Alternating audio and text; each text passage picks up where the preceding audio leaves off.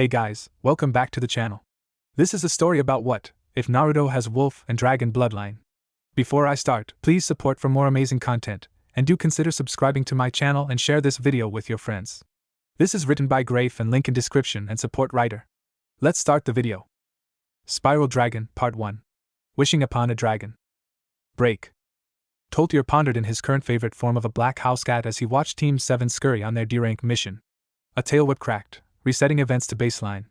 Which was why he'd adopted of the human adage to make backups and make backups often.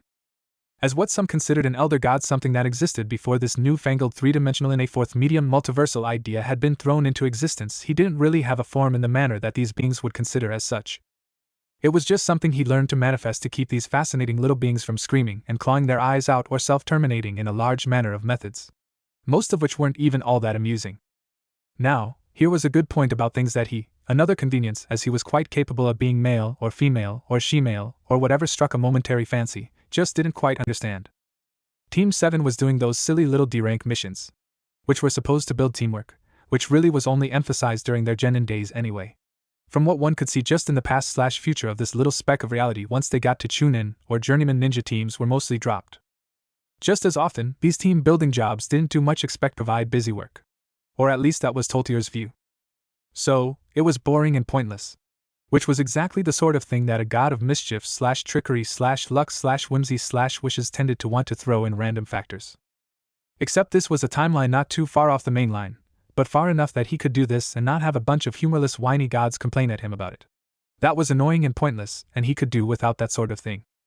It was already diverged from the main line, as the elder god was fairly sure without looking that golf was not one of the sports enjoyed by civilians in the Naruto mainline. In whatever case, this looked like a good point to intervene at.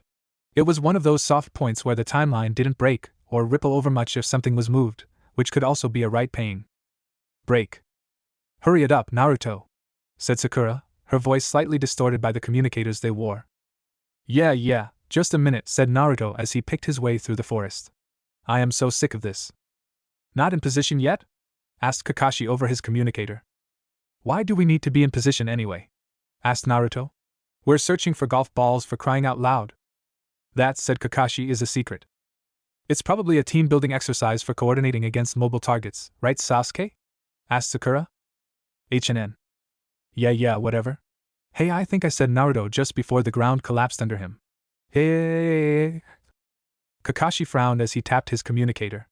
Naruto, can you stop playing around? This is serious. A minute went by. Then 2. Found another golf ball, said Sasuke, dropping it into the bag with the other ones. How the heck was he supposed to get strong doing this sort of thing? Honestly, said Sakura. Naruto is so immature. Unlike Sasuke. Naruto? Asked Kakashi, then sighing after another minute went by without any answer. I'll go look for him. If he managed to get himself killed on a golf ball hunting mission, I'll never speak to him again, promised Sakura, who then brightened at the possibility of being alone for long periods with Sasuke. She felt guilty about it as she made a quick prayer that Naruto had found a better life in the next world.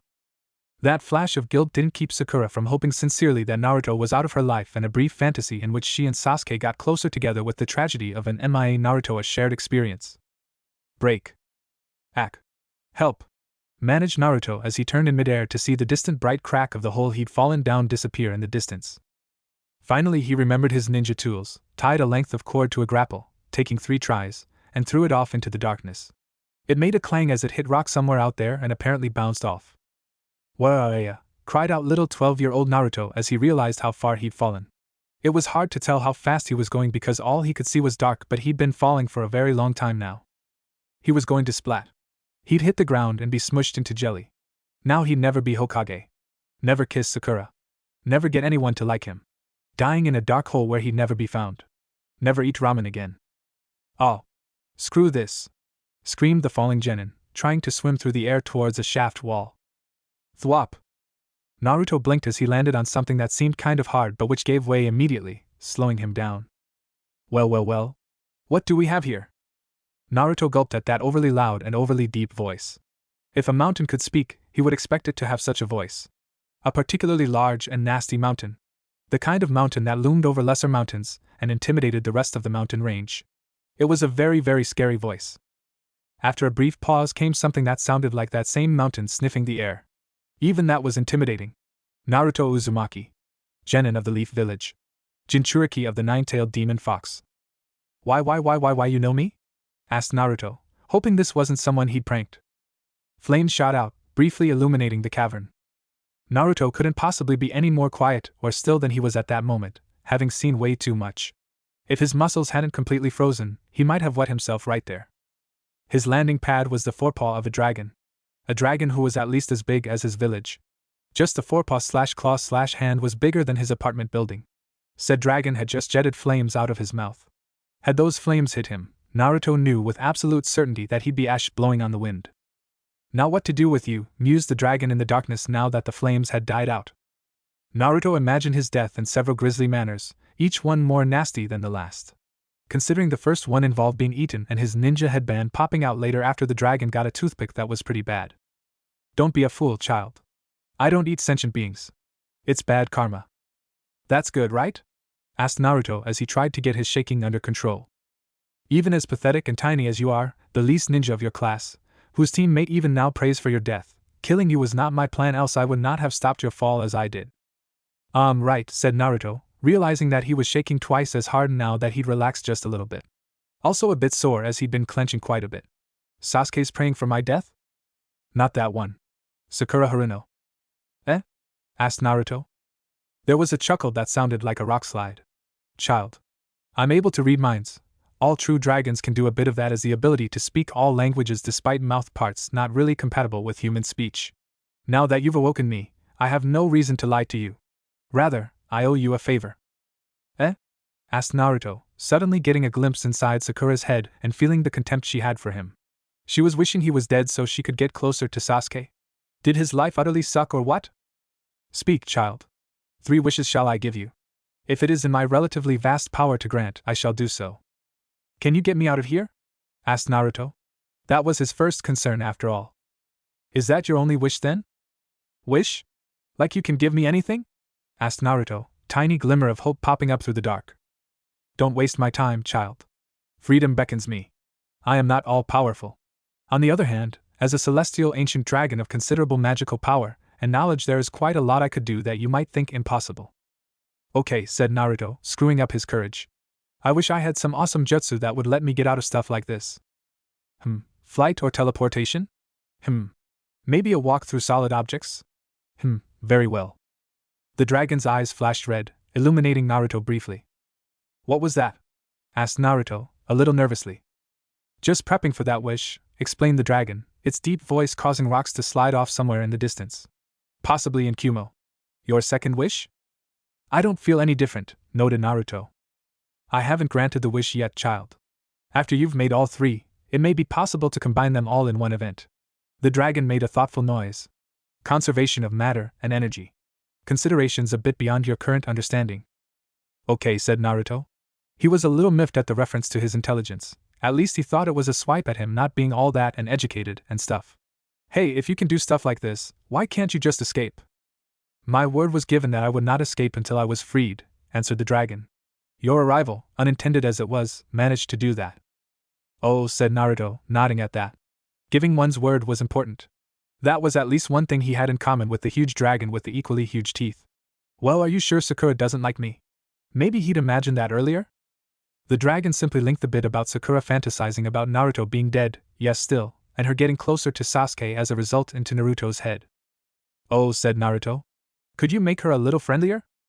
Child, if you wished it, I could have her and most of the kunoichi of your village trying to cuddle you or bed you or both.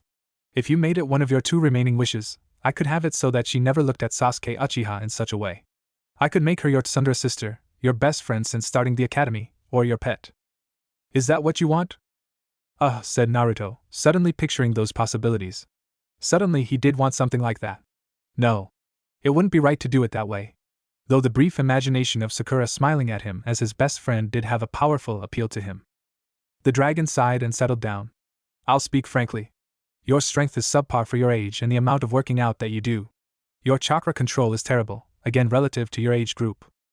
You have high levels of chakra, but as your control is so poor you can't always draw enough of it to anything, and sometimes you overload your jutsu. You are not particularly intelligent, and your skills as a ninja are mostly lacking. Does any of this help?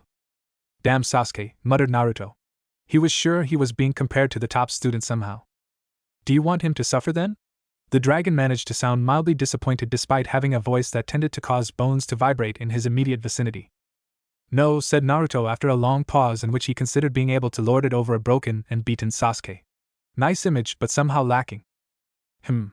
He's your rival then, said the dragon. He has a formidable advantage. With that Sharingan, he can steal any technique you work out unless it were a Kekkai Genkai, a summoning contract, or requiring specialized training. Though the last two he might be able to acquire something similar with work on his part. Wa? Asked Naruto. Kekkai Genkai. Bloodline ability. A talent only you and those descended from you have. He's not the only one you know who has such talents. Who else? Asked Naruto. Images appeared of several classmates. They've all got this Kakigeto stuff? Asked Naruto.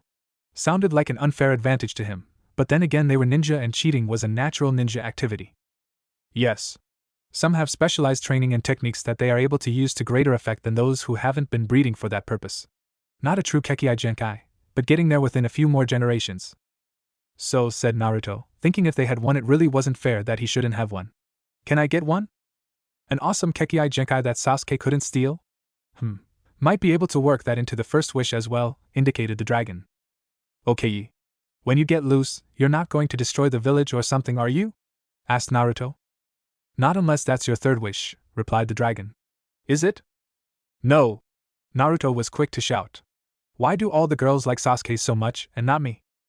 I'll look into a few minds since the working of your species' selection of mates is a bit different from the draconic versions. You act like an idiot and immature. Whereas Sasuke mostly keeps his mouth shut, manages to give a brooding but mature air. Though it seems that not all the girls like Sasuke. Well, reasoned Naruto. None of them like me. Incorrect. Asked Naruto. There is one girl who likes you. Even now she thinks fondly of you and wonders how you are doing with your new team. Yeah, right, that couldn't be, began Naruto. Letting out a sigh that echoed through the cavern, the dragon, who was actually Toti playing out a part in an improvised drama, decided to just show the boy. Break. Late afternoon 2 years previous. There he was. Sitting there on the swing near the academy. A swing that nobody else used. Her heart went out to him. How she longed to go over there and speak to him. If only she could. Everyone spoke so poorly of him. They shunned him. They saw the village pariah or the dunce or the clown. They didn't see him. They didn't see the confidence or inner strength. They didn't see the drive or the kind heart or his inventiveness. No, they saw something else. She knew though. She saw him Naruto Uzumaki. All the other girls saw Sasuke Uchiha as attractive and cool and strong and desirable. She didn't. He brooded and sulked. He had great anger built up within him like some dam holding back floodwaters. He was the last of his clan, but she was of a highly respected, though not loved, clan of Konohagakure and wouldn't respect someone solely for that. Then there was what they did apart from training and school. Naruto gardened. He tried to care for animals, but most of them sensed something dark and dangerous about him, and they too shunned him. Plants though he kept a few hidden away. He cared for them, talked to them, made them grow strong and tall. If only she could approach him, but she was so weak and worthless. Her family wouldn't appreciate her making a friend like him even if he didn't reject her. It would just be more trouble for him. If only she had the courage to take that small step. To go forward just a little bit, to tell him that it was all right. That she believed in him. If only. Break. Whoa, said Naruto. Going through her memories, there were exactly 11 such instances where she almost made that step. Twice she succeeded but was unable to bring herself to get your attention while it was focused elsewhere. Major self-esteem issues, with the added burden of a clan that has managed to split itself and is currently very image-sensitive. Somebody likes and believes in me? Asked Naruto in an awestruck voice. Then he wiped his eyes. Damn dust in this cavern. Of course, replied the dragon. You didn't need exceptional powers to see a certain hyperactive knucklehead approaching a shy heiress in the near future. Not that he'd necessarily get anywhere with her. That had happened in other continuities after all, and there were some intriguing possibilities to explore here. Why was she going on about being weak? Asked Naruto. She's been told for years that she's weak, unworthy, hopeless. Mostly by her own family. She sees you as being driven to succeed despite your flaws and faults, and that is what attracts her to you initially. Her own family? Asked Naruto, clutching one fist in order to righteously declare. Well, I'll have to change their minds. To defend against the entire Hyuga clan would certainly require great power, mused the dragon. Either that or an absolute defense that would protect you from their sight. There are others about who might like you, or would at least be inclined to that. Some you know, some you don't know yet. Some are destined to cross your path, others would normally not meet you until the option of becoming your friend is closed to them. Seriously? Asked Naruto, who thought that the idea of people seeking to be friendly with him was downright odd but appealing. Providing you have the strength to overcome certain barriers, yes. Why? Is that your third wish? The dragon made a grumbling noise that sounded thoughtful. Or like an earthquake was beginning. Eh? Asked Naruto, remembering the dragon's assessment of his skills earlier. But really, being weak compared to a dragon? He'd certainly heard enough about his lack of smarts from the academy, and both Sakura and Sasuke would remind him of that too. Come to think of it, hadn't he heard all of those comments at one time or another? If he got a wish, wasn't this the time to address that? It wasn't like he'd get another chance. Yeah, I wish I was strong enough to fight her entire clan if I had to, smart enough to figure out how to do what I got to do, and had chakra control better than Sakura. See how SHE likes being dead last. And then I had some ninja skills that were downright awesome. Can you do that? Your wishes were heard. I'm now working out how to grant them in a single manifestation, said the thoughtful-seeming dragon. The ability to escape this prison, a powerful Kekkei Genkai that Sasuke Uchiha or other Sharingan users cannot copy, and the means to defeat an entire elite clan of ninja. Interesting. For a mortal who hasn't lived to see 13 summers, you intrigue me, child. Oh? Asked Naruto, peering into the darkness. Was that a hopeful sign? It certainly sounded hopeful. Here came the voice of the dragon, eyes briefly flashing again but before it all returned to dark. What's here? I can't see anything, you know. Granting all 3 wishes in a tidy package. Fare thee well, Naruto Uzumaki. Huh. Hey wait, I still can't see nothing. That was when the pain hit as Naruto Uzumaki was rebuilt. Break. Kakashi Hatake looked down the hole. Pakken looked down the hole. Yeah, he went down here, said Pakken after a sniff. I ain't going down though. Kakashi picked up a rock, held it over the hole, then listened.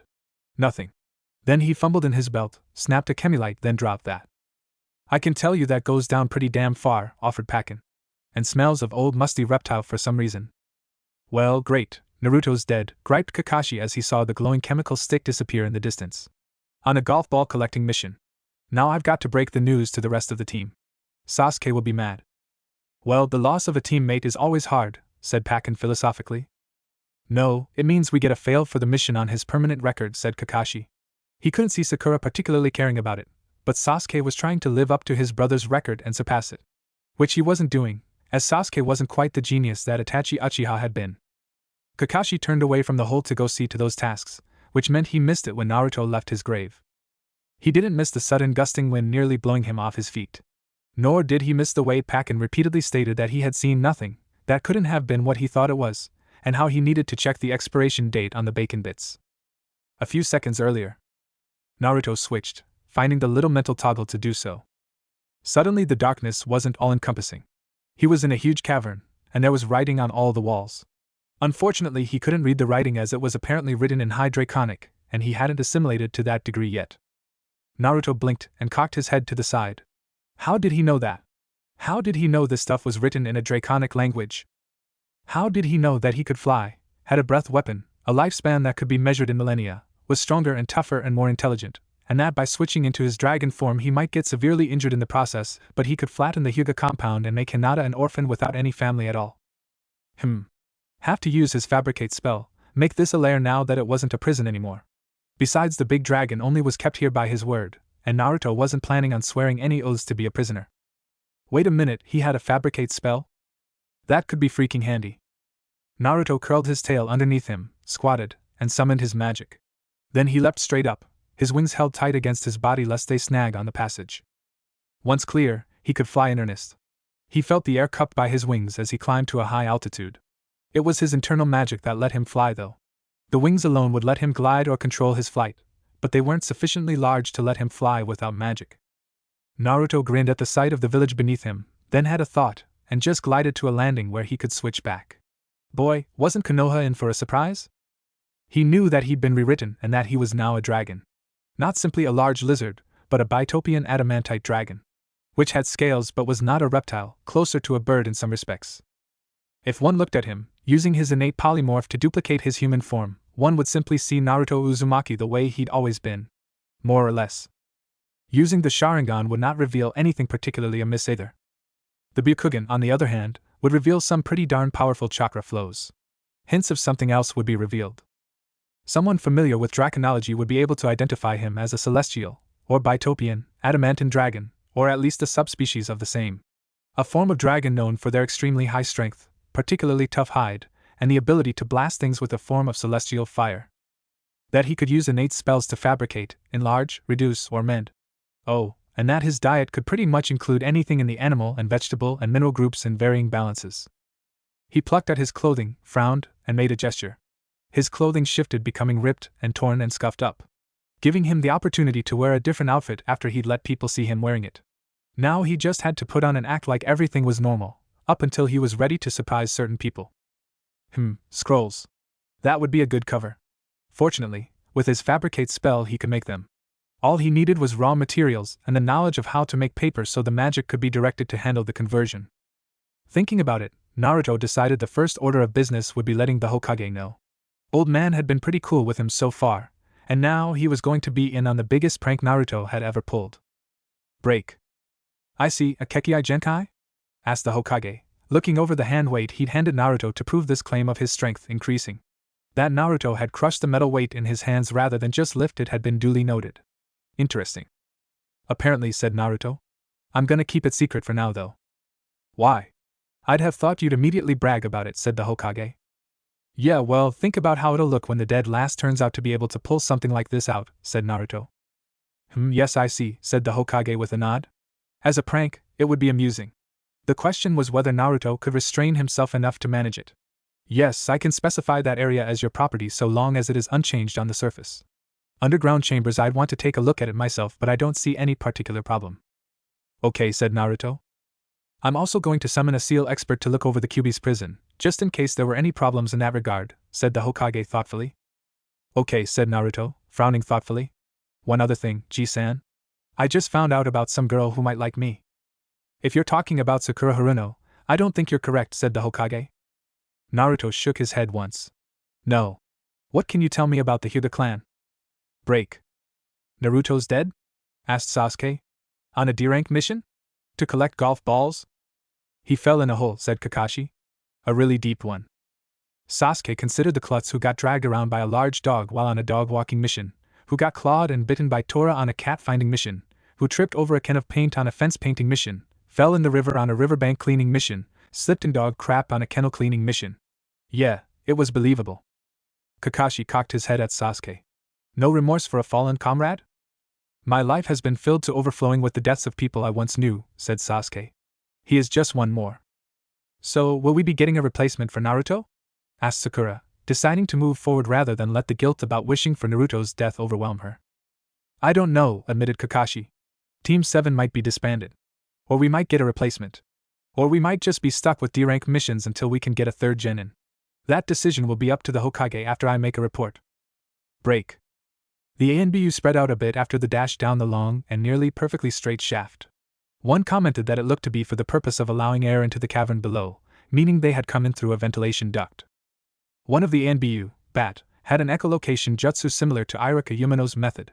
Bat relayed to the Hokage that the shaft was itself 2 miles long and opened out into a cavern that was well over 5 miles across, which was beyond the extent of her abilities without moving about inside it. There was also some odd time/space effect in place that confused things. There was some odd engravings on the walls of the cavern, writing in a language that none of them were familiar with. There were also carvings in the stone of the floor, though these more looked like doodles drawn in moments of boredom. It would take some time for specialists to go over the whole thing, but now he had to discuss things with Naruto, who was still Naruto despite being a dragon. This could prove to be very interesting, and perhaps he could go back into retirement a couple of years earlier than he'd planned after things had settled down. Break. Toti smirked. One of the reasons he liked the cat form was that cats had a natural smirk they were pretty good at. He clicked a display to bring up stats. In human form, ninjutsu, 2, taijutsu, 1.5, genjutsu 1, intelligence, 5, strength, 10, speed, 2, stamina, 9, hand seals, 1. Of course, with the size and mass of his dragon form, his stamina and strength in that form would be even greater. That the human scale only went up to 5 wasn't a consideration. Naruto wasn't human anymore, just taking that shape. He wasn't able to lift the Hokage monument, but he'd be able to lift buildings if he could get leverage and the building didn't collapse around him. Toti leaned forward eagerly as Naruto walked back to his team. Break. Naruto was feeling a bit up at the moment. He'd met a particularly large and powerful dragon, which, to his mind, qualified as cool, particularly when meeting such dragon didn't involve meeting a quick death. 2. He'd learned that someone liked him. Someone wanted to be his friend. Okay, she was a weird girl with weird eyes. That wasn't so bad, was it? 3. He'd just taken the Hokage to the cavern and switched to his new real form. That of a dragon. A 55-foot-long, 90-ton, winged and fanged and clawed, hyper-flame-breathing, armored engine of destruction and sheer awesomeness. Naruto liked being awesome. He thought it looked damn good on him. The third Hokage had looked him over, patted Naruto on the foreclaw, and said that maybe he ought to hold that back for times when he really needed it. The Hokage had further said that he'd simply put out the information that a genin now had a summons for a big dragon but would seal the details until an appropriate time. That way, if Naruto did transform, a full mobilization of forces attacking said dragon might be avoided. Naruto agreed with that, as having lots of ninja attacking him would be a pain in one manner or another. He spotted the team and tried to wipe the broad smile off his face, only succeeding in shrinking it down to a smirk. "Hey guys," said Naruto. Shock and surprise greeted him, along with a momentary silence before Sakura ran forward with one fist chambered. "Naruto!" growled Sakura as she swung. "How could you, ma?" Crack! Sakura came to a wide, tearful-eyed halt, her fist still resting along Naruto's jawline. "Make us worry like that," squeaked Sakura. I had to talk to the Hokage," said Naruto. "My bloodline activated." Sakura whimpered as she clutched her arm. Kakashi quickly stepped next to the girl and brought the offending limb where he could look at it. When he touched her hand, there was a muffled scream from the girl in question. "Broken. Come on, let's get you to the infirmary." "Just great, more paperwork." "You have a bloodline?" asked Sasuke of Naruto, disbelief evident. "Yeah, that's what they tell me," said Naruto, a little concerned for Sakura at this point. "I'm stronger and a lot harder to hurt." Sakura said something involving that she'd noticed and that Naruto should have given some warning, interspersed with a few obscenities. "Stronger?" asked Kakashi. Naruto used one finger, slapping it down on the rim of a trash can, leaving behind a noticeable dent in the metal. "Infirmary first," said Kakashi. "Then we'll test out Naruto's theory about a bloodline." Break. Kakashi Hatake often played the fool. He wasn't. When Naruto came back, he'd noticed several things off about his genin. Naruto often covered deep insecurities with bravado, his loneliness with loud, his emotional fragility with a mask of stupid enthusiasm. He might not have worked with Naruto for long, but he noted that much. Though there were times when Naruto would be surprisingly insightful, Kakashi was used to seeing the dead last of the academy being a clown and buffoon who tried to rival with Sasuke. His stance and manner were completely off from earlier that day. Admittedly, if he had gotten a bloodline ability that might have boosted his real self-image and confidence to change that facade into reality. He'd have to check with the Hokage as Naruto had mentioned discussing it with the old man. Now though, he'd have to see what he could see. When Sasuke and Naruto were distracted as they started to spar, Kakashi adjusted his headband and studied Naruto with his Sharingan for a few seconds. If it had been a simple henge or illusion, Kakashi knew he would have seen it immediately using the Sharingan. No such thing, but something was even more off about Naruto. Sasuke started out openly scornful of sparring with Naruto. That changed quickly as Naruto blocked Sasuke's most powerful kick. Judging from Sasuke's reaction, it had been like hitting a reinforced wall. Sasuke then used a replacement jutsu to avoid being hit by Naruto's follow-up punch. The log, well, it didn't look very log-like after Naruto connected with it. More like a flying cloud of splinters and otherwise unconnected chunks of wood. "Naruto!" chided Kakashi. "This is a friendly spar." "Sorry, Kakashi-sensei," responded Naruto as he dodged Sasuke's attack. "I just got the strength and stuff, guess I don't control it all that well." "I see," said Kakashi. Judging from Sasuke's expression, he understood that as well and had just shifted to a dodge like your life depended on its strategy. "Okay, stop. I'll have to think about this." Sasuke was breathing hard. Naruto was quite obviously not. Kakashi-sensei, began Naruto, looking very uncertain. I mean I need some advice." "Oh?" asked Kakashi. Naruto was quite nervous about this. "I'm not going to teach any new jutsu until you master the ones you already have." That's not it," said Naruto nervously. "It's kinda not related to that so much. But you are my sensei and all." Sasuke glanced at Naruto, also not used to seeing Naruto acting bashful. "I just heard that some girl might actually kind of like me," began Naruto. Kakashi twitched, his visible eye widening. Sasuke snorted. "A girl might like Naruto?" World was coming to an end, sign of the apocalypse. "I really don't think Sakura likes you," said Kakashi. "At all," added Sasuke. He's being generous, said Sasuke. Not her, growled Naruto at this tag team approach. I was asking Kakashi-sensei, team. So this hypothetical girl, is she bigger than a bread box? Asked Kakashi. Yeah, she's just under my height I guess, said Naruto, wondering what a bread box was and how that entered into any sort of consideration on the problem. So you're not dating your centerfold jutsu? Asked Sasuke. No, responded Naruto, glaring at Sasuke. Shouldn't he be going off and brooding? Naruto left off glaring at Sasuke as something he could do later. I kinda know I just annoy Sakura, so I want to say hello and not screw up. How do I let her know she can talk to me, 'cause she's always going off and hiding and stuff? You're serious? Asked Kakashi. 12 years old and already asking for dating advice. She's shy? Yeah, I guess so, said Naruto. I wish some of those fangirls were shy, mumbled Sasuke, not appreciating the way some of them launched themselves at him. So what I do? Asked Naruto. Hummed Kakashi. I wonder. You don't know either, do you? Asked Naruto after a minute had passed. No, not so much, said Kakashi, disappearing in a puff of smoke. Great, said Naruto. See you tomorrow, team. Where are you going? Asked Sasuke. Going to try and say hello without screwing things up, said Naruto by reply.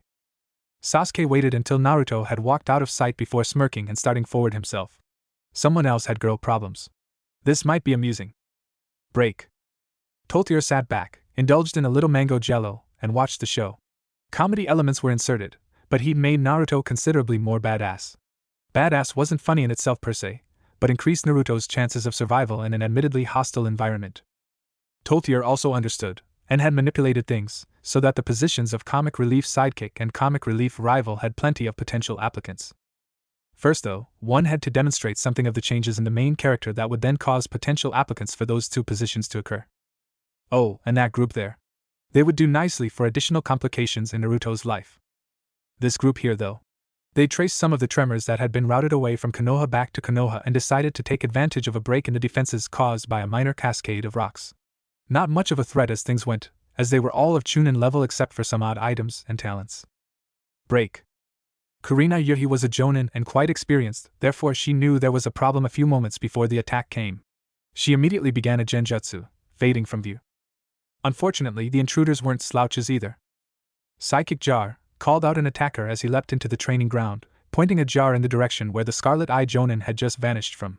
A mist erupted from the again visible Kurenai and began streaming into the jar. Kurenai-sensei!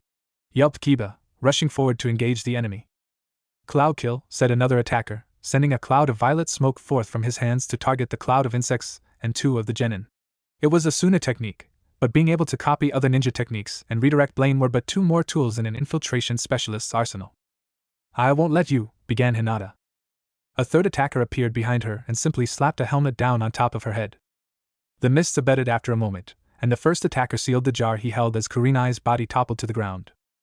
I guess the leaf is as weak as we'd heard after all, said the first attacker, kicking the puppy dog to the side after the dog managed to go under the gas cloud. Don't bother fighting it, said the third attacker to Hinata. The helmet there is a chakra disruptor. It locks your Byakugan and drains off chakra. You can't speak, you can barely move, and whoa. The first smiled at the girl's attempts to fight back as she nearly managed to connect. That she can still try to fight says you're not as pathetic as we heard. Jima, just go ahead and tie her up. We'll haul her back. Why not just pluck her eyes out? Asked Jima, the third assailant. We can do that later, but she's worth more as breeding material, said the first assaulter. Where did that hot wind smelling of metal come from? Did it just get darker? Asked the second assailant. Please tell me that's a genjutsu, said Jima, glancing up to see what was causing that shadow and not liking what he was seeing. The first assailant opened the jar again, letting the mists within out as he targeted the new attacker. He could only use this against one target at a time, which was a major disadvantage of using it. Psychic Jar! Fwum! The sudden burst of purple-red flames lit up a roughly 5-foot wide circle where the first assailant stood holding his jar. After the stream of fire cut off, there was only ash and a few bits of smoldering bone left. Oh sure, began the second assailant before a large paw with 5 claws slammed down on him while he was still going through hand seals. Jima decided another strategy was better. He tossed the kunai with an explosive note at the struggling Jonin, then turned and ran. Kurina Yuhi saw most of it. The magic jar jutsu sucked her spirit out of her body and into a prepared jar. She saw the initial attack, the siphoning, the members of her team going down. Then she was in the jar, then she could see again once released. Things turned fuzzy for a few moments when mind and body reconnected. So she saw the kunai heading her way, the sizzling of the tag on it as it made the trip. She saw the dragon slap it down, cover it with a paw, and the brief flash of an explosion underneath that paw, which apparently just stung a little from the reaction. The dragon sniffed at her, turned its attention to the direction the foreign Nin had gone, and readied itself for running. No, not running. The wings half rolled out and tensed. Wait, croaked Kurenai. To her surprise, the dragon did, turning startlingly blue eyes to regard her. I'm coming with you. The dragon regarded her for a moment, then nodded and lowered his neck. The creature was easily 10 times her length, covered in scales that more resembled plates of some dark metal armor. She managed to get on with the wall-climbing jutsu, then tapped once with her foot to indicate that she was settled in place about as well as she could. With a snort, the dragon then lifted up into the air and started moving forward. Kurenai considered the actions of the dragon. The dragon had followed her orders, and had killed 2 of the 3 apparently Jonin-level assailants. Unfortunately, the last remaining Nin seemed to have fled. After several minutes of search, Kurenai decided something else. Kurenai Yuhi was quite clever, able to analyze situations, keep track of details, and adapt on the fly to changing situations. Such were the traits that made for a genjutsu specialist. As she directed the dragon, it made an occasional noise that to her ears sounded like a query. So, when confronted with such, she answered as she would to one of her genin, calmly explaining the reasoning behind the order if there was time. No, we might as well go back. We need to notify the Hokage and check my genin for residual effects of the attack. Also to make sure he didn't double back. The dragon snorted. Yes, well, not all enemy jonin are inclined to be sensible. The dragon made that interrogative noise again.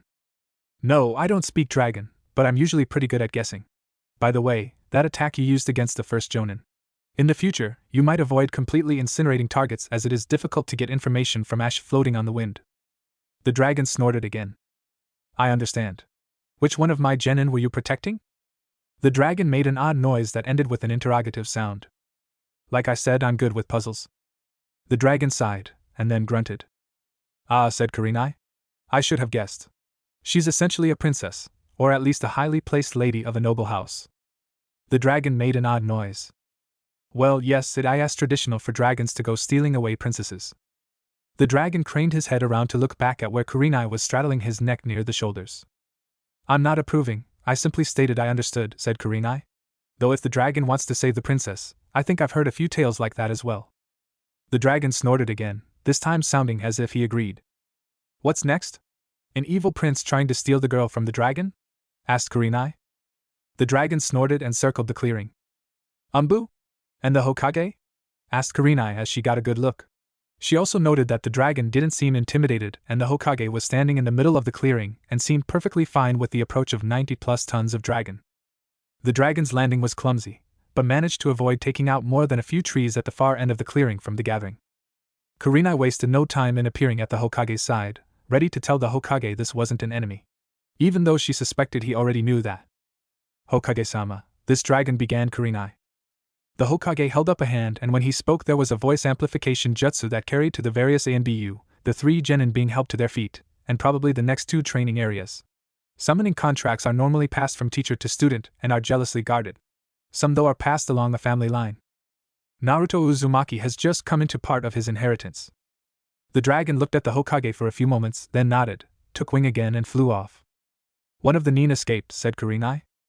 I already have teams looking, said the Hokage, making a gesture. The various ANBU moved out. That wasn't a summons, was it? Asked Kurenai in a much quieter voice. Oh? What else could it be? Asked the Hokage. I don't know for certain, said Kurenai Yuhi. Well, let me know if you figure out that puzzle, said the obviously amused old man. Does the dragon pose any danger to my genin, or the village? Asked Kurenai directly. Not deliberately, I'd say, said the Hokage, considering the jonin out of the corner of his eye. He can be a little clumsy though. The dragon admitted he was there to save Hinata, stated Kurenai. He said that? Asked the Hokage. He nodded in response to the question, replied Kurenai. So if the dragon is a summons, the dragon was directed to save Hinata by that summoner. Logical, admitted the Hokage. Someone concerned about Hinata's safety, mused Kurenai. Well, that lets her immediate family out. You said Naruto Uzumaki? True, agreed the Hokage. Now Yuhi. As much as I enjoy the paperwork that goes with the title of Hokage, I have to get back to my duties. Kurenai watched the Hokage go, then turned to regard the boy in orange clothes who'd come out of the woods to speak with Hinata. That was Naruto Uzumaki, wasn't it? The carrier of the nine-tailed demon fox. The dragon summoner, but if it was an inheritance she should have heard about it historically. Break. The next day. And so you see, Naruto will need a tutor and I shall eventually be engaged to him, said the woman with the lightly pointed ears. Though, admittedly, he won't be old enough for me until he's about 500 or 600 years old. I see, said the Hokage. What is your dragon form like? Big, said Karatrasa. There was a translation function involved as I understand it. When I take my full-size dragon form, I'm well over 1 kilometer in length. Shape changing into a human form is much easier on the surroundings. Also less likely to promote panic among the civilian populace, noted the Hokage. That too, agreed Carrie. The Hokage looked back and forth amongst the squad of A and BU he'd handpicked for this. They were a small group, of whose loyalty he could be sure of. Added to this select group for sharing this secret were 2 others. As with the A and BU, their loyalty was such it was unquestionable. Unlike with A and BU, they being brought in on the secret was because the Hokage believed in backup plans and having someone outside his normal chain of command and channels would be useful in a pinch. Inoichi Yamanaka met the Hokage's eyes and gave a slight nod. With a connection, even tenuous as this was, he could tell if someone was speaking falsehoods. Ibiki Marino, head of torture and interrogation, also inclined his head slightly. If you would transform briefly, said the Hokage. Here you are outside the village but nearby. We'll simply explain the dragon appearance as a boss summons, Naruto's form as a secondary summons. That way anytime you do show up, it'll be seen as remarkable but give them an explanation they can accept within their current worldview, noted Karatrasa. Something that can be explained is always less frightening than the unexplained. Very well then. For references. I can adjust the form size through my shape-changing ability, but this is my natural form within your world. One moment the woman was there, then a blur that expanded and kept expanding. When she was done there was a dragon. She's bigger than the 9 tails, noted Cat. More massive, better armored, noted Ibiki. His eyes looked for any weaknesses and gradually picked out the least armored and therefore most vulnerable places. Getting to them in a fight might be difficult though. The dragon's eyes met his, and he saw that yes, if it came to it, this would be a most formidable opponent. She would know those weaknesses and cover them. What did you say her cover identity would be? Asked Wolf. She's indicated a desire for her cover identity to be that of a shrine priestess, said the Hokage as the dragon lifted onto her hind legs and spread wings looking even more impressive. Then she sent a beam of violet energy heavenwards and impressive ceased to be an adequate term. She's going to help defend the village if we're ever attacked, right? Said Inoichi. The dragon form shifted back to the human woman from earlier, who then settled her cloak around her shoulders and otherwise looked unassuming. That's right, said the Hokage. Part of the agreement was for assistance in such disasters so long as Naruto is part of the village and treated as such by those in authority. From what I've seen you are as fair as circumstances allow you, said Carrie. You said Naruto will be engaged to you in several hundred years, said Inoichi. Does that mean he will be alive centuries from now? Yes, dragons such as we can live for millennia, answered the dragon. And if you are thinking about your daughter, that would be no problem at all. Eh? Asked Inoichi. Well, actually I hadn't. It wouldn't work anyway as she's the heir of my clan. Necessary for children to eventually inherit the mantle and such. Again, it would be no problem at all, the dragon assured him. It might actually be fun to watch over a clan or two for a few millennia. Inoichi stared, his mind trying to grasp the implications of what was being said. So, Naruto Uzumaki can still have human children? Asked Ibiki, having grasped certain concepts and coming to consider them in a thoughtful manner. Oh yes, said Carrie, acknowledging the scarred man with an inclination of her head. That would actually start a bloodline with enhanced abilities. I don't understand the equations completely myself, but it looks as if the mother's abilities would be enhanced with a minor longevity trait and exceptional physical resilience thrown in. There's a way to share some small bit of draconic power with a mate, enhancing their powers, though it needs to be renewed every so often. Necessary considering the fragility of humans and such. Everyone present was a ninja. Everyone present grasped the potential implications of that. Break. It was the sort of Shintoesque shrine one might expect in a backwoods part of Japan. That it had appeared overnight but looked as if it had been there for a few decades was just one of the odd things about it. Then there was the tall red-haired woman who was sweeping the front steps. Since the days of Kushina Uzumaki there had been nobody within Konohagakure that had possessed hair of close to that shade. Naturally, most of those familiar with the red-hot habanero decided that they would be very polite to someone who might share that temper. Wearing the white and red traditional shrine priestess clothing, her hair tied back with a simple white ribbon, the young woman tended her shrine simply. The Hokage and a few ANBU came by at one point to speak with the woman, but otherwise her first day was quiet. The same could not be said for everywhere else in Konoha, unfortunately. Kurenai had gone back over the conversation with the Hokage and realized that the Hokage had implied that Naruto was the one with the dragon contract, but she also noted that he never outright stated that. She had put the statement together, but it could mean something else entirely. She was a jonin. Jonin were supposed to be able to pick up on things like that. She had also observed that Naruto had spoken to Hinata, who had nodded and blushed and twiddled her fingers a lot. That had gone on until Kiba had gotten fed up with the situation and begun the self-appointed task of driving off the intruder. Kurenai Yuhi had noted that, and had noted one other interesting little thing. Akamaru had been very reluctant to approach Naruto. What that meant she was still puzzling out. It could be as simple as Naruto having had the scent of the dragon still on him from having summoned him. As today's D-rank mission involved manning one of Konoha's gates and checking for contraband, she had lots of time to consider the various puzzles presented her on the previous day. So, said Kurenai when Kiba was talking to Shino across the street and there was a break in foot traffic, "You like this Uzumaki boy?" Hinata eeped, turned red, and began playing with her fingers again as she stammered some indistinct reply. Kurenai raised one eyebrow slightly, interpreting that as a yes with the qualifier that she hadn't actually told the boy in question. As the boy had approached Hinata yesterday, he either suspected or had just learned of it. It was all there for someone who knew how to look at body language. Interesting. Break. Juggle eggs? Asked Naruto, looking completely baffled. That's right, said Kakashi Hatake. You mentioned that your bloodline just activated, and you were obviously having trouble controlling your strength yesterday. So now you learn to control that strength. Oh, I get it, said Sakura. He has to be able to control his strength and be precise, or he'll just break the eggs. Exactly, said Kakashi. Or the yolk would be on me? Asked Naruto. You'd better get cracking, advised Kakashi, holding up the carton of eggs. Sasuke winced. Puns, why did it have to be puns? Oh, so what will we be doing? Asked Sakura, indicating Sasuke. Stamina training, said Kakashi, producing 2 large backpacks. After all, if Naruto spars with either of you now, you might die. Best to work on your stamina and avoidance skills. Ugh, said Sakura, barely managing to lift the heavy backpack and begin shrugging it into place. What's in this? It weighs a ton. Only about 50 kilograms actually, said Kakashi cheerfully. Now is when the bees should show up. Bees? Asked Sakura, looking around. Then one landed on her arm. Sasuke looked to the side, turned pale, and began running with the backpack firmly in place. Why, what did you? Sakura looked, paled, and began running. The swarm of bees darted after the 2 genin. I'll have to thank Anko for this idea, mused Kakashi as the 2 other genin sped off into the distance. Spiral Dragon, Part 2, at last a C rank. Break.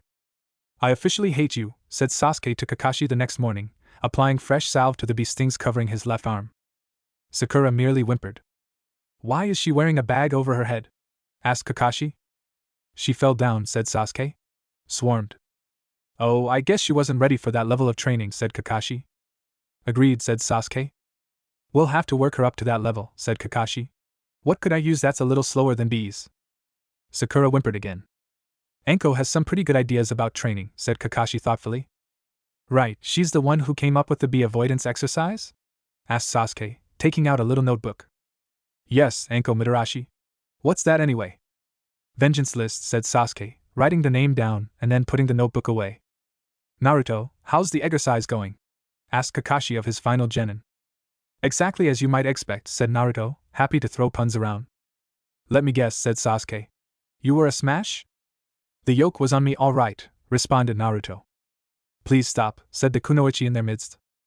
The voice of exasperation, noted Kakashi.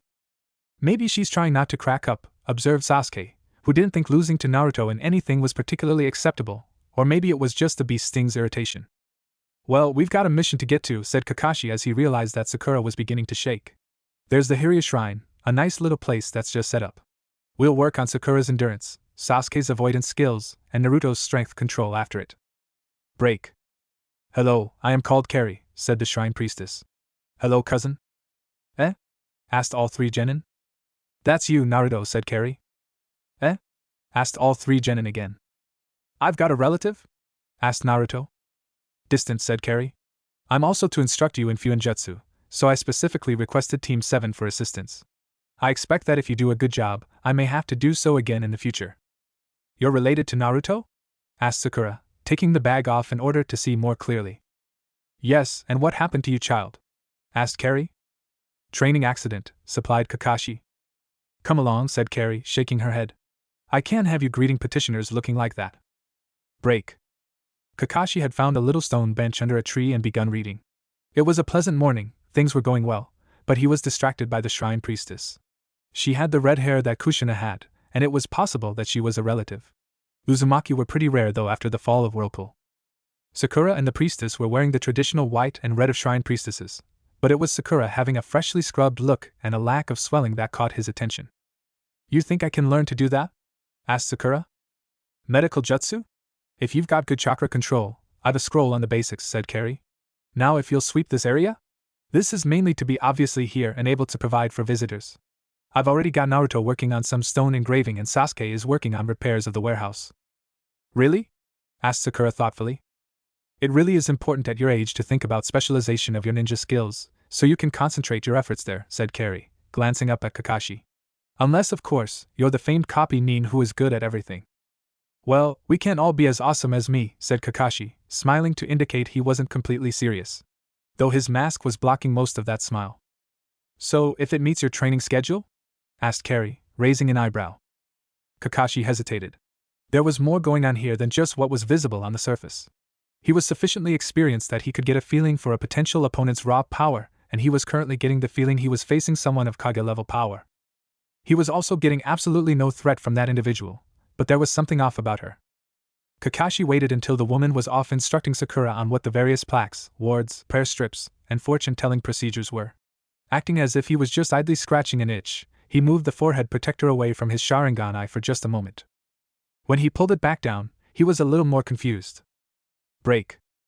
Do you think this year will be any different? Asked the old woman. Maybe, said the old man. The sea monsters are new, so maybe that'll provide the excuse they're looking for. Maybe with the sea monsters, this is the year my group has been waiting for, said the old woman. That old prophesy? The dragon god? The old man shook his head. No, the shrine maidens are good for business, but we've got enough problems with sea serpents. No way there's any such things as dragons in this day and age. Break. Kakashi waited until Sakura was off sweeping the stairs before coming up behind the shrine priestess. Something wrong? Asked the Miko without turning around. I'm pretty sure Naruto doesn't have any living relatives, said Kakashi. Mostly true, in all this world, there is no closer relative to Naruto than I am, responded the priestess. So why not ask the Hokage about me? Or the nice Anbu across the street? That one's Kat Yugao Yuzuki. Sword wielder, said Carrie. She's safe. Safe? Asked Kakashi. One of the problems with wood is that it rots, particularly wood that is kept deep in the shadows and moistness of underground, said Carrie, giving all apparent attention to Sakura's sweeping. I don't understand, said Kakashi. Actually, I think you do understand, you're just fishing for more information, said Carrie. How about a brief spar after your mission tomorrow? Will that settle you any? Why tomorrow? Asked Kakashi. Energy barrier seals have to be in-placed, said Carrie. That way we can demonstrate the skill level that they need to aspire to. I might be able to get some of those chakra replenishing orbs if you need some. They're called soldier pills, said Kakashi. Oh yes, said Carrie. That's right. Silly name though. You have conscript forces here in the Land of Fire, but as they are not ninja, don't actually use them. Only ninja use them, so you'd think they'd call them ninja pills or something. I wasn't involved with the naming of those, protested Kakashi. Carrie merely shrugged a little in reply. There are many things about ninja life which don't make a lot of sense to me. Though tomorrow you can work some of that frustration off. Why not today? Asked Kakashi, pulling the cover off his Sharingan and charging up a Chidori. It was just a bluff to get this woman to reveal who she really was. He wasn't expecting the woman to turn, grab his hand, and slam his active Chidori into her chest before releasing his hand all in an eye blink. Really, of all the moves one would expect of a potential opponent faced with an instant kill jutsu, wouldn't that be among the least expected responses? Kakashi-sensei? Screamed Sakura, who had looked up from her sweeping to find their sensei assaulting their client. Poink poink. Kakashi frowned as the still active Chidori dented the woman's breasts under her hakama but didn't seem to be able to penetrate her skin. Kakashi-sensei? Yelled Naruto, drawn by Sakura's scream. Poink poink. Would you stop feeling up the client? Yelled Sakura, truly aghast at this development. Sasuke had come running up himself, imagining any number of situations that might have developed to cause that cry from Sakura, and now merely stopped with a disgusted expression and leaned against one wall. The glowy hand technique looked interesting at least. The shock of what had just happened caused Kakashi Hatake to drop the technique. Of course, none of his genin would recognize the Chidori for what it was. And he realized that if he explained it, that really wouldn't help that much. Honestly, said Carrie, shaking her head. In front of children no less. Very well, Kakashi Hatake. I challenge you to a duel for my honor. You don't know me nearly well enough to take such liberties. So does that mean if I knew you better, said Kakashi, who then shut his mouth as he realized how his gathering genin, the arriving ANBU cat, and a few shrine-goers who were now watching would interpret that. Armor-piercing slap no jutsu. Break. Next morning. Team 7 watched from the sidelines. They noted the presence of ANBU nearby, who also watched. Carrie settled into place on one side, then made a couple of quick gestures. Blue sigils on the ground glowed brightly in response, and a blue box seemed to form over the section before fading to a barely their translucency. What exactly does this barrier do? Asked Kakashi, looking over the sigils behind him. It's easily dispelled if one strikes one of the seals maintaining it, explained Carrie. However, it will serve to contain our battle to this single field. It would not do for one of our attacks to stray out and destroy a building. Not to mention it'll make it easier to clean things up when we're done. I see, then shall we begin? Asked Kakashi, curious to see what this shrine maiden could do. He uncovered his usually concealed eye to study his opponent the better. As you will, said Carrie, settling into a horse stance, then bringing her arms up into an X in front of her before sweeping them out again in a technique. Conga style. Demon wind blades. Kakashi dodged as the two side forms of wind projectiles went sailing past him. He saw her about to repeat the technique and decided to block instead. Earth release, earth style wall. Sasuke blinked as walls of rock were formed, then chopped through by wind blades. Interesting. Kakashi-sensei can move pretty fast when he wants to, noted Naruto. He just formed spears of earth to throw at your relative, said Sakura to Naruto, though she didn't turn away from the fight. She broke them with her bare hands? She's pretty strong, noted Naruto. He just formed walls around her and tried to crush her with them, said Sakura. That was impressive, even if she was able to break the walls apart. What? Asked Sasuke. She combined fire and lightning to throw whatever that was at him. Plasma? Asked Sakura, guessing. He used a substitution jutsu. That log just liquefied where the attack hit it, said Sasuke, eyes wide and wishing he knew that particular attack. That looked suitably painful. Looks like Kakashi-sensei has decided to try taijutsu, noted Naruto as Kakashi dove in. Popcorn? Team 7 all stared as the Hokage offered them a red and white striped bag of the snack. Break. Kakashi Hatake was impressed. The shrine maiden didn't know that much ninjutsu, but her strength was considerable. Even more so than Naruto's newfound strength. Diving in, he slammed a kick into the woman that she was able to block but which still would have at least caused Guy to grunt from the impact. Instead, she deliberately signaled an attack which he avoided, and which then cratered the ground for a good 6 feet. Yeah, avoiding it did seem like a good idea. The woman was significantly tough and powerful enough to count as a significant threat even to him, and she was also pointing out how much he'd been slacking lately. He hadn't had gone this full out in a long time, and Kakashi could feel the burn in muscles and fatigue building up. Here came another set of not quite accurate hand seals, but it was her taking a deep breath that made it clear what was about to come. Oh, avoiding it sounded like a very good plan at the moment. Maybe taijutsu wasn't his best choice here. A glimpse of extra people in the audience, including the Hokage, made it clear that he was expected to show off. Well, how about water release, water drowning technique? It was nice of his opponent to put so many water barrels off to the side within the barrier. Not that he didn't think it was deliberate, but now with the water hosing her down, maybe she'd slip up finally and reveal something. Conga style, breath of the dragon. Okay, that definitely sounded like something to avoid. Water style, water dragon. Water dragon slammed into the sparkling red-yellow blast, and steam resulted, with the majority of the red-yellow crackling whatever it was moving onward and creating a fairly deep crater. That looked like a good cue to end the fight by using a flash move behind her and placing a kunai point against the back of her neck. As promised, her hands came up in a surrender gesture. Which was good, as he had been running low on chakra by this point. Break. You needed to see me, Kakashi? Asked the Hokage that evening, sitting back in his chair. He put the thumb of one hand against the forefinger of the same hand, then made a quick flicking gesture rewarded with a small flame appearing around his thumb that he lit his pipe with. That shrine maiden Naruto's aunt, said Kakashi.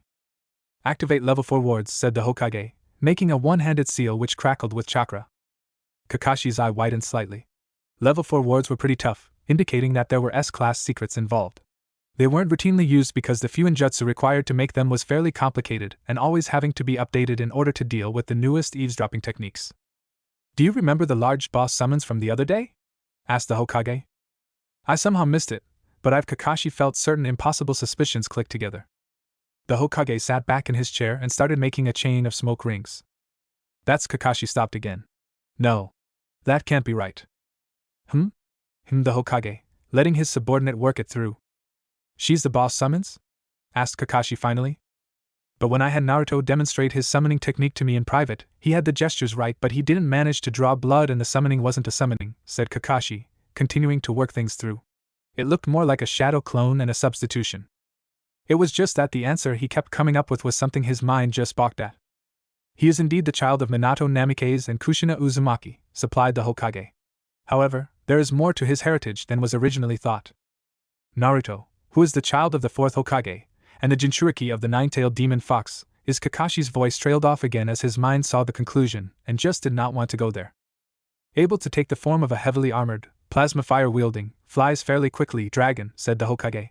It's a good thing he's a bit more thoughtful than he was in the academy, isn't it? Kakashi Hatake, famed copy nin and former ANBU captain, considered fainting. So Naruto still needs training, but as his sensei you should know that there may be special needs, said the Hokage. When Sasuke awakens his Sharingan, he'll be able to figure it out, said Kakashi. How far off are the Chunin exams? Another 3 months, why? Asked the Hokage.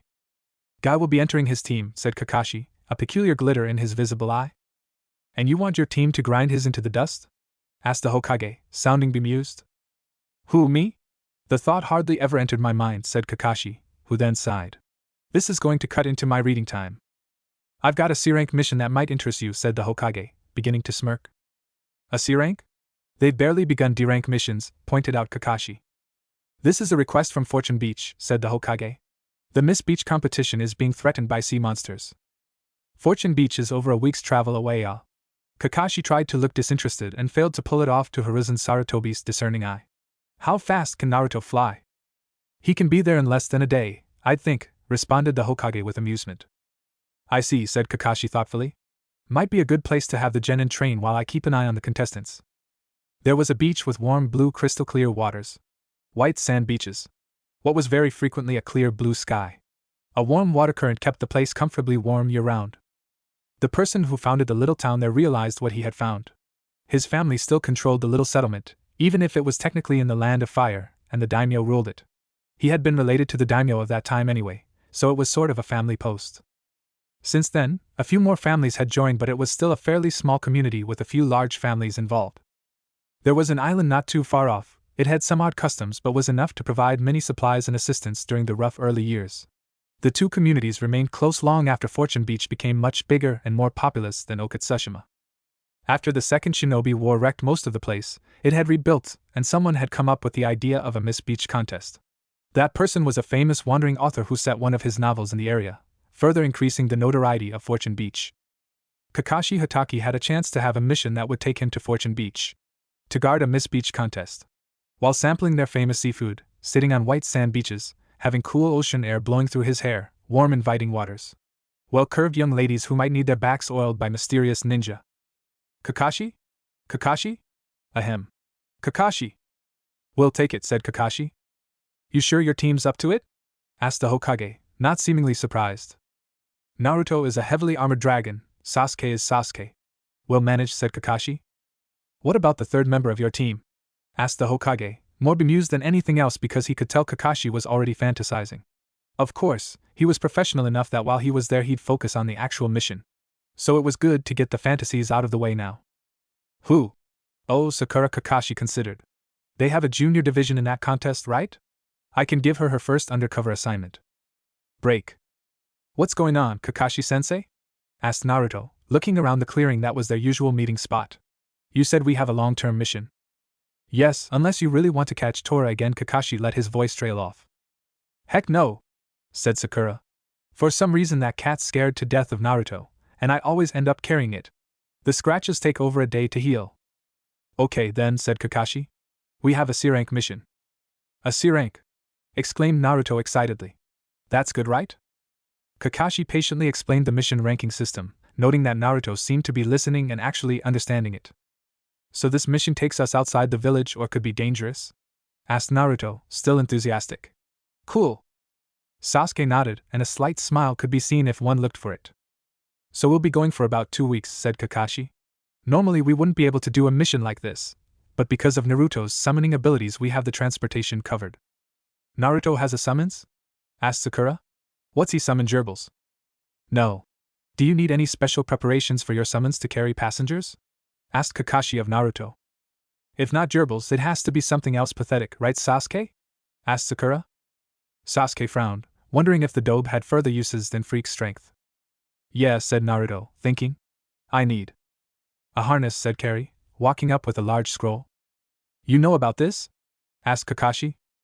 The Hokage let me know that my dear relative was going off. I wanted to make sure you got off safely, said Carrie, taking a small pack off and handing it to Kakashi.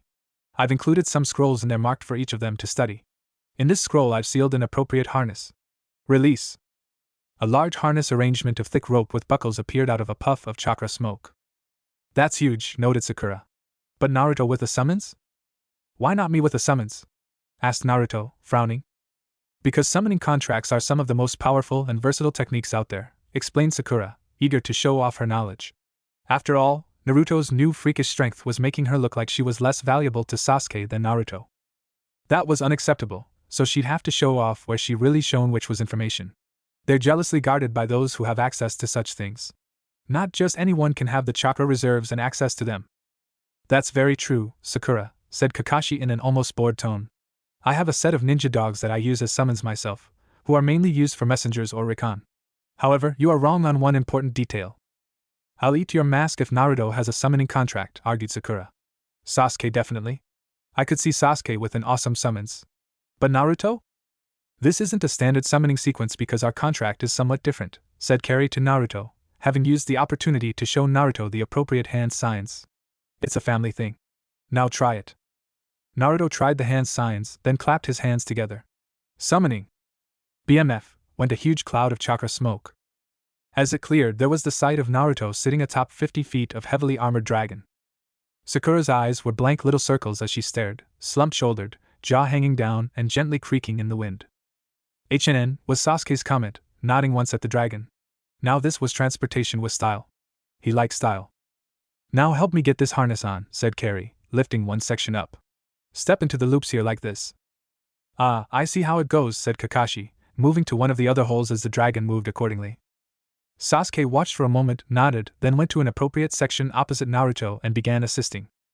Bubu but offered Sakura, managing to point. Kai. There are sections where bags can be tied into place, noted Kakashi as he clicked fasteners together. That's handy. It can be adjusted too, Carrie explained. There's some stretch in it, and the ropes are pretty tough but it can be cut. Something to watch out for if there's airborne combat. Airborne combat? Asked Sasuke, pausing as he cinched a section tighter. Then patted the dragon in apology at the displeased rumble from the creature. Kai! Tried Sakura more forcefully as she tried to dispel the genjutsu. Said Kakashi thoughtfully. In combat you could carry several high-level ninja aloft, who could then bring ranged jutsu into play, using those belts to hook directly onto the harness to leave their hands free. I can see where that could be useful. Hadn't thought of that, rumbled the dragon in an extremely deep and powerful voice. Well, it's something to keep in mind, said Kakashi. Talked? Observed a still completely freaked out Sakura. Of course I talked, rumbled the dragon, neglecting to mention that he was still getting used to being a dragon and had only recently worked that part out. Why wouldn't I? Speciesist, complained Carrie. She'll have to get over that, said Kakashi. HNN, agreed Sasuke. Okay, said the shadow clone impersonating the real Naruto. Got this part done. We ready? Everyone glanced towards Sakura, who was still staring at the dragon. I'm not putting out the dragon fear aura, am I? Asked the dragon. No, well, maybe a little, said Carrie after considering that. She finally just sighed, went over to Sakura, and picked up the kunoichi as if she were a bundle of clothes destined for the wash. First time exposed to dragon fear or killing intent, which is different but similar? Hardly noticeable, said Sasuke, who knew real killing intent. Any, said Kakashi, making a placating gesture. Give her some slack. Best she get used to it in small amounts, build up some resistance. Oh, and Sakura? Yeah? Asked Sakura, who'd gone from stiff to shaky at this point as the shrine priestess set her down on the dragon. No, you may not eat my mask, Kakashi solemnly informed her. Carrie checked the tethers and belts that kept the ninjas secured to their dragon, even the shadow clone impersonating the real Naruto, and finally nodded after checking the supplies. Stepping back away from the group, she spoke directly to the dragon. Curl your tail underneath you when you push off, you'll shove with that as well as your rear legs, and don't go too high. Your passengers will have less trouble breathing if you keep it to about mountain height. Judge your altitude from the clouds. Don't go up to the highest cloud level until you're a lot older. Watch your speed too. You need to find a nice cruising speed that you can keep up for a long period of time, don't go too fast or you'll tire. Not to mention you've got passengers who need to be able to breathe. Got it, said the dragon, nodding. You catch all that, Naruto? Asked Carrie of the shadow clone in the most forward seat. The Naruto clone impersonating Naruto nodded. Thanks, Auntie. Humph, more of a distant cousin, said Carrie. You passengers get good grips on takeoffs and landings. Those are the trickiest parts of a flight, and your dragon is still young and inexperienced. Everyone ready? Yes. HNN. We're really going to fly? Wait, inexperienced? Believe it. Then take off, said Carrie, making a slashing motion with one arm. The dragon leapt into the air. Break. This was cool. Sasuke Uchiha had the excellent vision that his clan normally had. After the initial crushing G-force of the takeoff, things had leveled out, and they were soaring over a carpet of green. Those were treetops down there. Way down there. You could see the horizons in all directions, at a distance that you simply could not understand when you were stuck on the ground. You could see so far, so clearly. How high are we?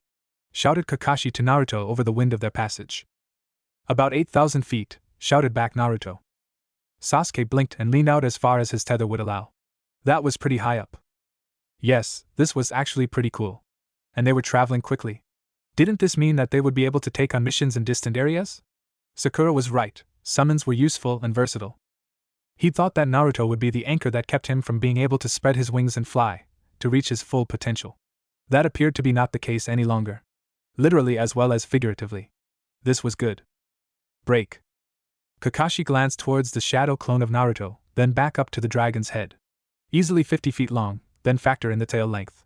The takeoff had been rough, Sakura had squeaked as they all felt the sudden leap forward. After getting some altitude though, things had smoothed out. How high are we? Yelled Kakashi to Naruto.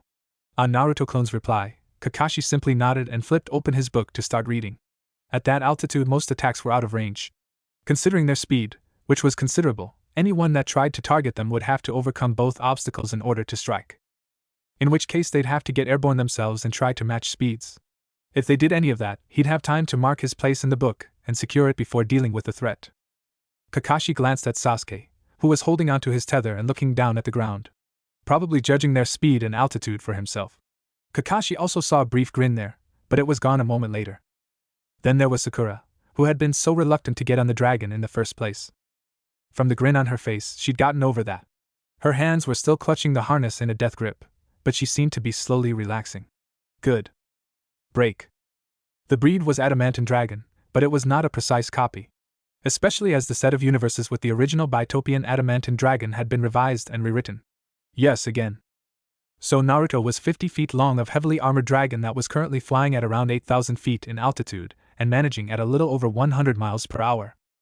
Ninja running and leaping was fairly fast, in comparison to civilians walking. Some were at least as fast as a horse would have been, some faster. There were a few who could go this fast without a dragon. Not many though. Sakura had started out terrified nearly beyond all rationality. Naruto, not known for self-control, had summoned a creature big enough that she herself qualified as bite-sized nugget to it. Armored plates covering it that she was quite sure her kunai would not penetrate. Eyes that seemed to look deep into her soul and strip away secrets. Claws like daggers, teeth like swords. And when it seemed that Sakura McNugget was a fate for her future, the summoned beast had spoken. The threat level had lowered as it had spoken, though the voice had been very deep and inhuman sounding. Which made sense because the chest cavity was very large and the neck was very long and the mouth wasn't shaped very humanly. Speaking meant intelligence behind those odd blue eyes, and while the voice was deep and powerful it hadn't sounded menacing at all. Then she'd watched, still unable to move much, while the others of her team and that shrine priestess had fitted the harness together. Tethers on spring hook arrangements linked belts to a harness formed of a net of ropes. The dragon had looked back in concern as it was all done. The priestess had batted her hands away at one point, using the same sort of strength that Naruto seemed to have nowadays, and linked her into the same sort of tether arrangement. All too soon she was being crushed under sudden acceleration as their ride got moving. Once that was over, she slowly opened her eyes. It was beautiful. The sun was bright overhead, there were clouds above them, the sky was blue, and she could see further in all directions than she'd ever managed to do before this. There was hardly any effort involved, just keeping a grip on the harness with a couple of loops that one leg was threaded through. The tether belt arrangement was mainly if she slipped or fighting broke out. She understood that. The wind passing by her, which was actually relatively still air that the dragon was passing through, made talking difficult. She heard Kakashi yell something, Naruto yell back, but couldn't make out what they said. Instead, she just looked them over and read the body language that indicated nothing threatening them. Though she was unclear as to what exactly could threaten them. If the big armored nasty was actually on their side. Faster! Called out Sakura. Higher! Despite the wind generated by their passage, the dragon's head momentarily twisted back to regard her for a moment.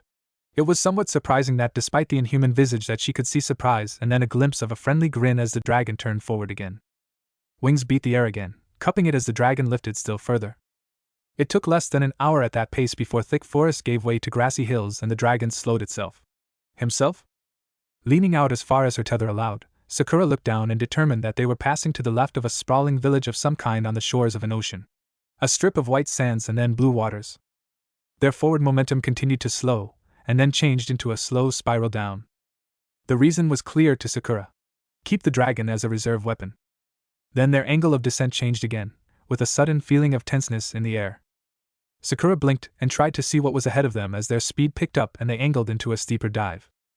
Break. Sasuke could see it. There was a thin ribbon of something out in the ocean. It was moving though, and fairly quickly. Whatever it was leaving a wake behind it. Then the dragon did something, a shudder going through its body and a glow building up ahead of its head. After a few seconds of some thrumming noise in the air, a bolt of crackling energy went flying out ahead of them and impacted just behind and to the left of the ribbon. The ribbon veered away and dove below the water. By that time he'd already figured out the scale as they continued to dive towards the water. The ribbon was some sort of snake, and it was huge. Bigger even than the dragon they were on. Certainly bigger than the ship that he hadn't even been able to see until they were practically there.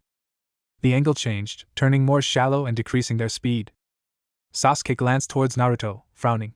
The dead last loser had just proven that he could contribute more than just that freakish strength he'd developed. Sasuke had a brief and very satisfying fantasy involving that man, tomato sauce, and sharp teeth the size and general shape of swords. Break. Kakashi was ready for it and signaled his genin, remembering the words from the shrine priestess. Sure enough, the landing was rough. Naruto would have to practice those well away from the village and anything breakable. Like buildings or people.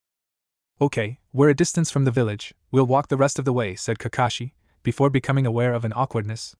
The shadow clone and dragon were considering each other. Dragon-san, said Kakashi. If you'd go ahead and investigate where the sea serpent disappeared. And Naruto, go scout around for a place we can hide the harness until we need it again. The two looked relieved. He'd have to come up with a better way in the future though for Naruto to dismiss the summoned dragon until he felt ready for sharing the secret with Sakura and Sasuke. Break. The beast stood ready, detecting the movement of something getting closer through an extended antennae. When it was within range, the beast attacked, sending tentacles with fine needles out to grab onto the prey item. The needles would release the paralyzing venom, the prey would be quickly subdued, brought into the water, and devoured. The tentacles grabbed on, but then the beast found itself being pulled out of the water. Optical sensors that weren't quite as developed as a true eye came into play even as the grabber tentacles tried to sting the prey. Unfortunately, the prey had a tough armoring of scales and... Crunch! The dragon chewed idly on the beast as the bulk of its body thrashed around in its death throes. After a few moments, the dragon blurred and shrunk before Naruto grabbed one of the limbs and dragged it back to where Kakashi and company were. Break. So, Kakashi-sensei, Naruto hefted the thing and tossed it to the center of the cleared area, said area having been cleared by a dragon who really needed to work on landings, where it landed with a splunching sort of noise. What the heck is this? Sakura and Sasuke simply went silent as they stared at it. Kakashi used a kunai to manipulate one of the tentacles. Let's see. 6 tentacles, with little barbs that look like they could contain a poison. A mouth that has teeth like a shark. Eyes aren't very developed. Skin is rubbery but coarse. I'd say that this is... There was some silence from all 3 genin, waiting for the dramatic pause to end. Finally Sakura broke the silence. You have no idea either, do you? Meh, Sakura, I'm a ninja not a marine biologist, responded Kakashi. I'll simply call it a nasty sea monster, number 2. That giant serpent being the first, guessed Sakura. What was that the dragon spat at the sea serpent anyway? Plasma, which is lightning and fire chakra combined, I think, said Kakashi. Very destructive. Sasuke indicated his interest. That reminds me, Naruto, said Sakura, going to an I'm so sweet butter wouldn't melt in my mouth look. You ought to let Sasuke sign the dragon contract. Huh? Asked Naruto. Why? Because that way we'd have 2 dragons available, explained Sakura, trying to turn up the cute. There's a problem with that, Sakura, said Kakashi. It's a clan technique. Meaning that only members of the Uzumaki clan can access it. Oh, said Sakura, deflating slightly. So that shrine priestess can also summon a dragon? Asked Sasuke, thinking of various possibilities there. As I understand it, yes, she can summon an even larger and more powerful one, said Kakashi. Is that all? Asked Sakura. I knew Naruto didn't have a mother and father, that's one reason he's so immature. No other members of his clan at all? No, said Kakashi. Were there any more of these creatures, Naruto? Just the one, I think, offered Naruto. Did you have to drag it all the way, Naruto? Asked Sakura. You left a trail. Hey, protested Naruto. It's freaking 20 feet long, and it ain't got any bones. How the heck was I supposed to move it other than dragging it? Sasuke used a kunai to heft one tentacle, frowning as he had to brace one arm with the other, and it was still a strain. When he dropped it, he was considering Naruto with a thoughtful expression. So, Naruto, said Kakashi after a few moments. You and I and Sasuke will go into the village, you're in charge of bringing the monster. I have a different angle I want you to explore, said Kakashi. Gilligan scene cut. You're here for the Miss Beach contest? Asked the older man. Yes, that's right, said the pink-haired girl. Where do I sign up? The old man jerked a thumb at the sign over his head that proclaimed that this was where you signed up for the Miss Beach contest. Oh, right, well I found the right place then, said the girl. Junior division, said the old man, sounding quite tired of it all and putting a clipboard in front of her. You get permission from your parents? That's right, said the girl, signing her name. Sakura Haruno? Asked the old man after taking the clipboard back.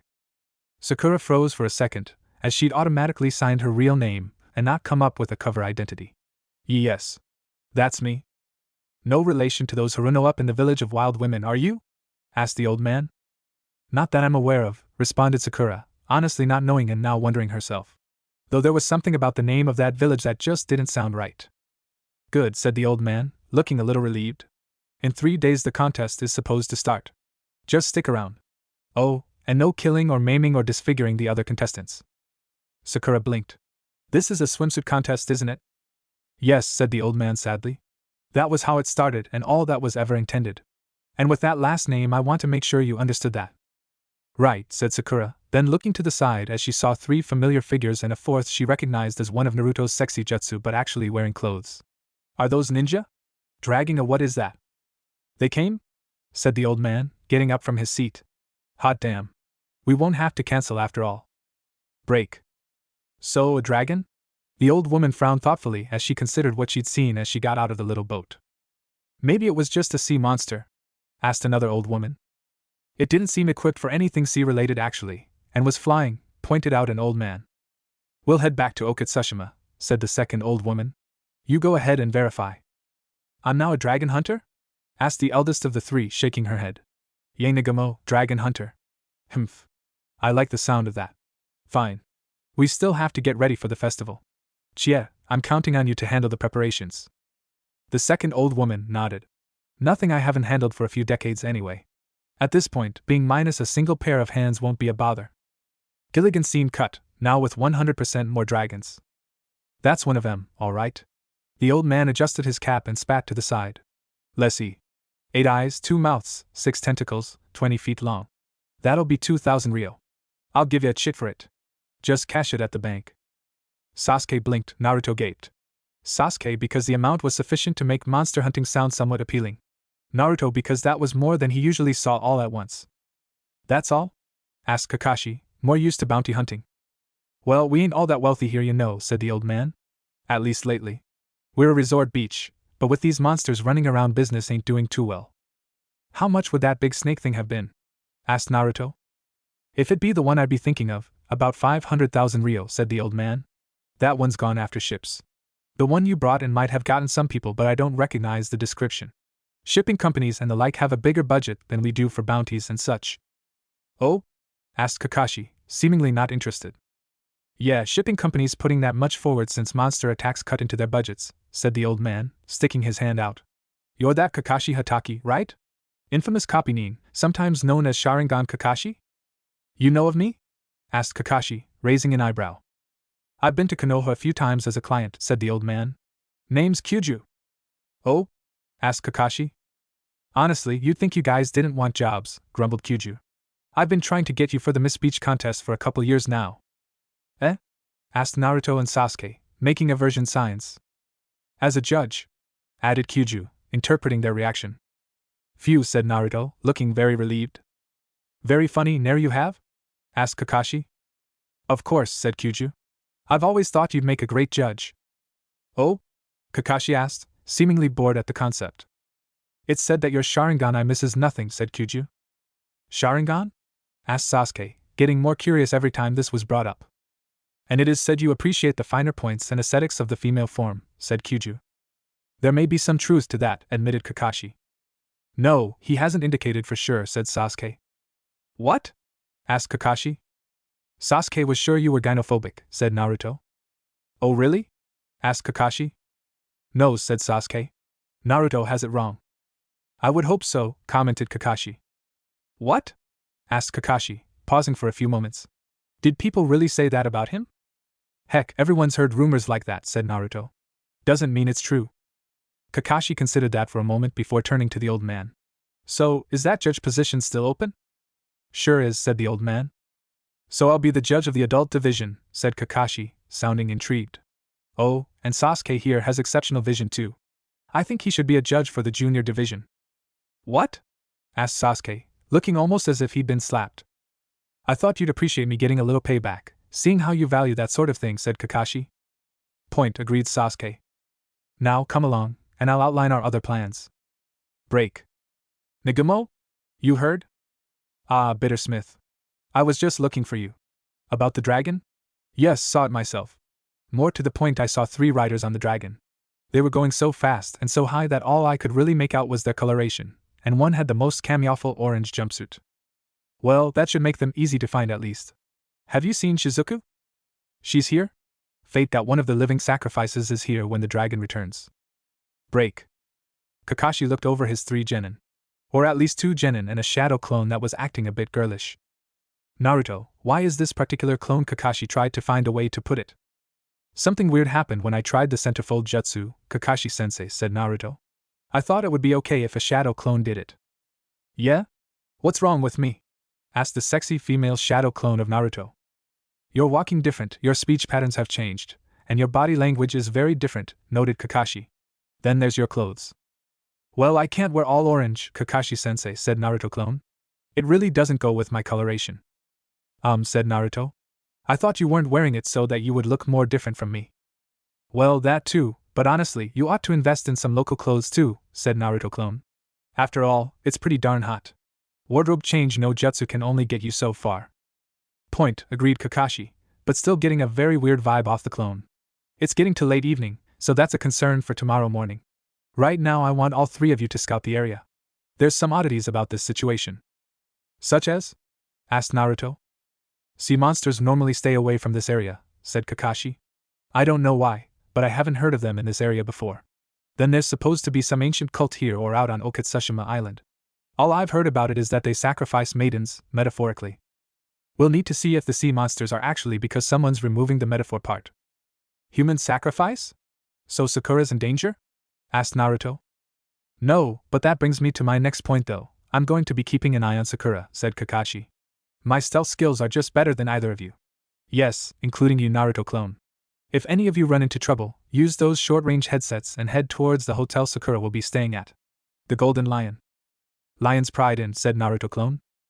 Excuse me? Asked Kakashi.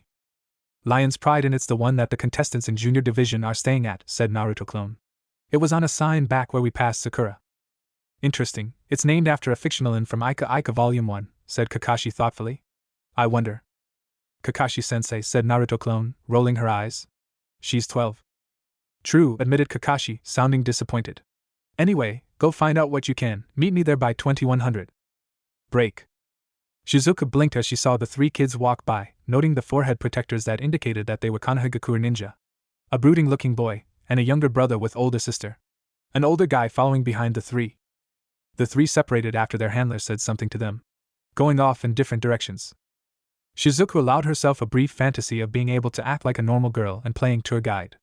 After all, these were ninjas if kids not too far off in age from herself. She'd never see them again after all. Excuse me. Shizuku managed to bite down the feminine shriek and avoid performing a counterattack. As soon as she caught her breath, and her heart rate went down, she turned. It was the young blonde boy, looking a little surprised. Sorry. Didn't mean to startle you. You know this area, right? Shizuku blinked for a moment, then put aside her usual mask to smile at the boy. If her kami saw fit to give her a break and grant this selfish wish of hers, why not enjoy it? Sure? You need a guide? Break. It was the clone who reached him first, just about 20-30. Wearing what looked like the sort of outfit a normal girl playing tennis might wear. It's going to get very hot here tomorrow, Kakashi-sensei, said the Naruto clone. I picked you up something to wear to blend in more. I'm not exactly known for being a slave to fashion, said Kakashi. He nonetheless took the floral print silk shirt and pants, though he also wondered how the clone knew his sizes. Boy, you got that right, said Naruto clone. Excuse me? Nothing, chirped Naruto clone with a quick salute. I asked around. May have to do this more often as guys seem really talkative around me, though they don't really seem to want to say anything interesting. Mainly stuff about where they come from and what they do for a living and stuff like that. Still, I figure I found out most of the people don't live around here and are just tourists. Ever since the bloodline activated, my shadow clones have been a little off, admitted the Naruto female clone. Same with the centerfold jutsu. But I kinda got used to it after a while. Is that so? Asked Kakashi. Do you know they've got a chilled noodle dish here? Asked Naruto clone. They've also got chilled ramen. Weird but kinda tasty. Break. So you know this area? Asked Naruto. Yes, though I live elsewhere, said Shizuku. So you're a ninja? Yup, said Naruto enthusiastically. A genin of the Leaf Village, Naruto Uzumaki. My goal is to become Hokage. Hokage's good? Asked Shizuku. Hokage is the leader of our village, recognized by all and protector of his village, said Naruto, then getting a puzzled expression. You don't know that? I live in a very rural area, confessed Shizuku. I haven't really studied about different areas that much. Recognizing your headband was about as far as I know about ninjas. Oh, said Naruto, realizing that there were other things besides being a ninja. Which he'd known, but actually meeting someone who knew nothing about ninja brought that idea home. So, I showed you the movie theater, the docks, the market, said Shizuku, counting off things as she walked along. We found you. Naruto frowned at the three stepping out of the alley. And you are? Dealing with the lady, said the first of the three in the black robes. Jashin has a use for you, sacrifice. My faith has nothing to do with your dark god, said Shizuku. Dark god? Asked Naruto. Jashin is the lord of slaughter, emperor of murder, bringer of pain, sultan of suffering, daimyo of dentists, and master of torturous death, said the lead Jashinite. All hail Jashin. All hail Jashin, chorused the other two. And black silk, said the second Jashinite. Fine, said the lead Jashinite. We are cloaked in anonymity, ignorance, and fine black silk. Yeah, chorused the other two. They worship a god of torture and murder, said Shizuku. They can't understand why everyone doesn't want to immediately sign up. Killing you will be a good example as to why they should join now, said the lead Jashinist. And as a special offer, we'll throw in free sacrificial knives. The other two brandished their knives and smiled. I'll pass, thank you, said Shizuku. Well, then the lead Jashinist thrust his blade forward only to have the orange-clad kid grab his hand. Do you mind? This is the fun part. Naruto grinned and tightened his grip. Maybe he wasn't as strong in human form as in dragon, but he wasn't exactly weak. The lead Jashinist tried not to scream as the knife-holding hand was suddenly being subjected to pressure levels not exactly recommended for human body parts. As it was, he went to his knee and gritting teeth. I think the lady wants you to leave her alone, said Naruto. I think that's a good idea. What do you guys think? You cannot intimidate a Jashinite with your brute tactics, declared the second Jashinite. Our weapons include fearlessness, bloodthirsty sadism, and a complete disregard for personal hygiene, declared the third. That's personal safety, corrected the second. Right, our weapons include anonymity, ignorance, fine black silk, fearlessness, bloodthirsty sadism, and a complete disregard for personal safety, said the third. I see, said Naruto, letting go of the first hand, then prying the knife out of it. Then folding the knife up. What made an impression on the three Jashinites was that it was not a folding knife.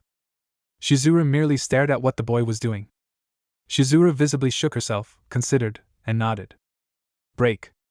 If only something would stick out as being noteworthy. Aye. Splash! Sasuke's eyes tracked the guy in black robes making an arc out over several buildings, then landing out in the water. Sasuke considered that for a moment, then carefully stepped out of the way. And oh! Thud! Good thing that sand is soft, any? Asked Sasuke of the guy flattened on the beach. Not that soft, managed the guy in the same black robes as the first one. WAA! Splish! Naruto, realized Sasuke, judging from the amount of strength shown versus the lousy aim. Said the one on the beach, as opposed to the one in the surf or the one bobbing in the waves. Tell you what, said Sasuke, kneeling down. I'll get some medical help for you, but first I think I need a few questions answered. Break. Naruto, Sasuke, said Kakashi with a nod. Any information? HN, said Sasuke. There's a cult of a god named Jashin who came here after the first few monster attacks. Apparently they then heard about this dragon cult and decided to take it over. So this cult isn't behind the attacks? Asked Kakashi.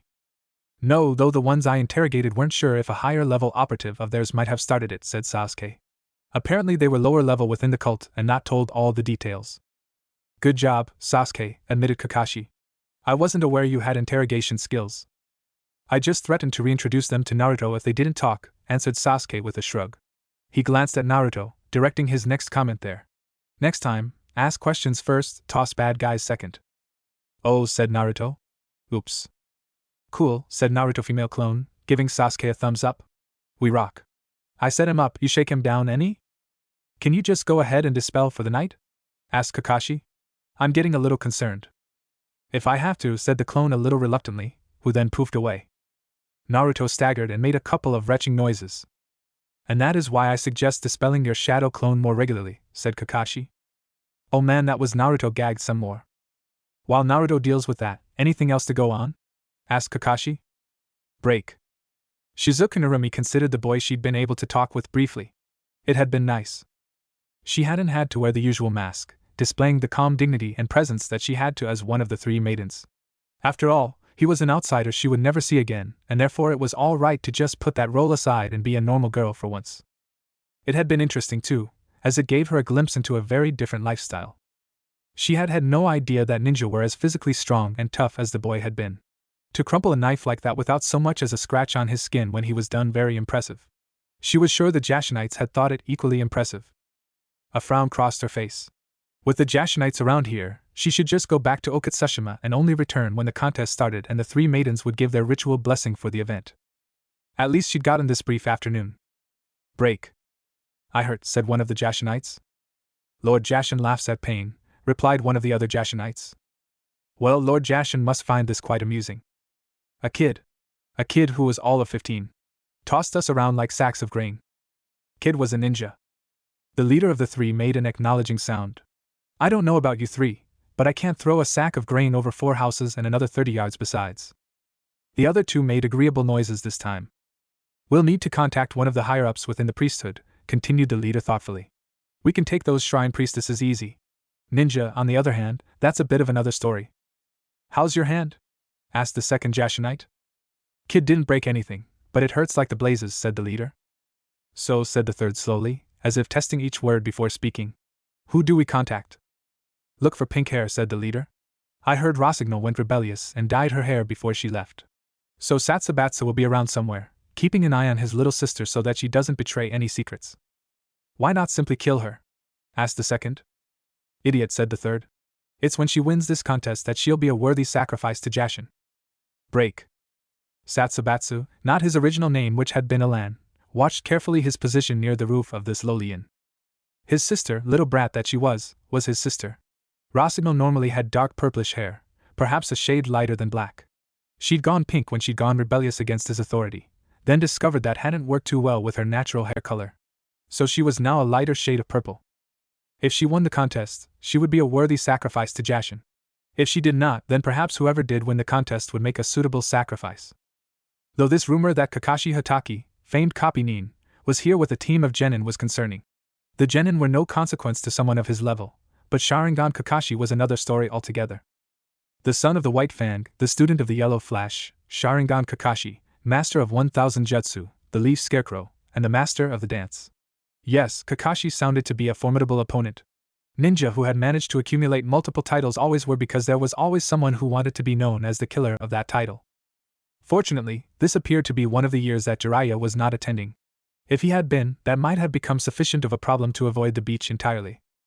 Jashin grant that there are no further complications on this task, said Satsubatsu, adjusting his knives in their holsters. Break. Jiraiya set the bags down and stretched out his arms and shoulders. Ah, Fortune Beach. White sands. Nuble's sun-kissed bodies with little pieces of cloth barely covering anything at all. How I've missed you. He'd set one of the early Ika books here, and he knew he was always welcome. Well, in some parts at least. Yet he didn't want to have old enemies or foreign nin lying in wait for him here, so he only visited every 5 years or so. Oh, and couldn't forget the pineapple glazed ham. Sliced thin and slow-roasted over an open fire, a regional specialty. Ah yes, he was so looking forward to this trip.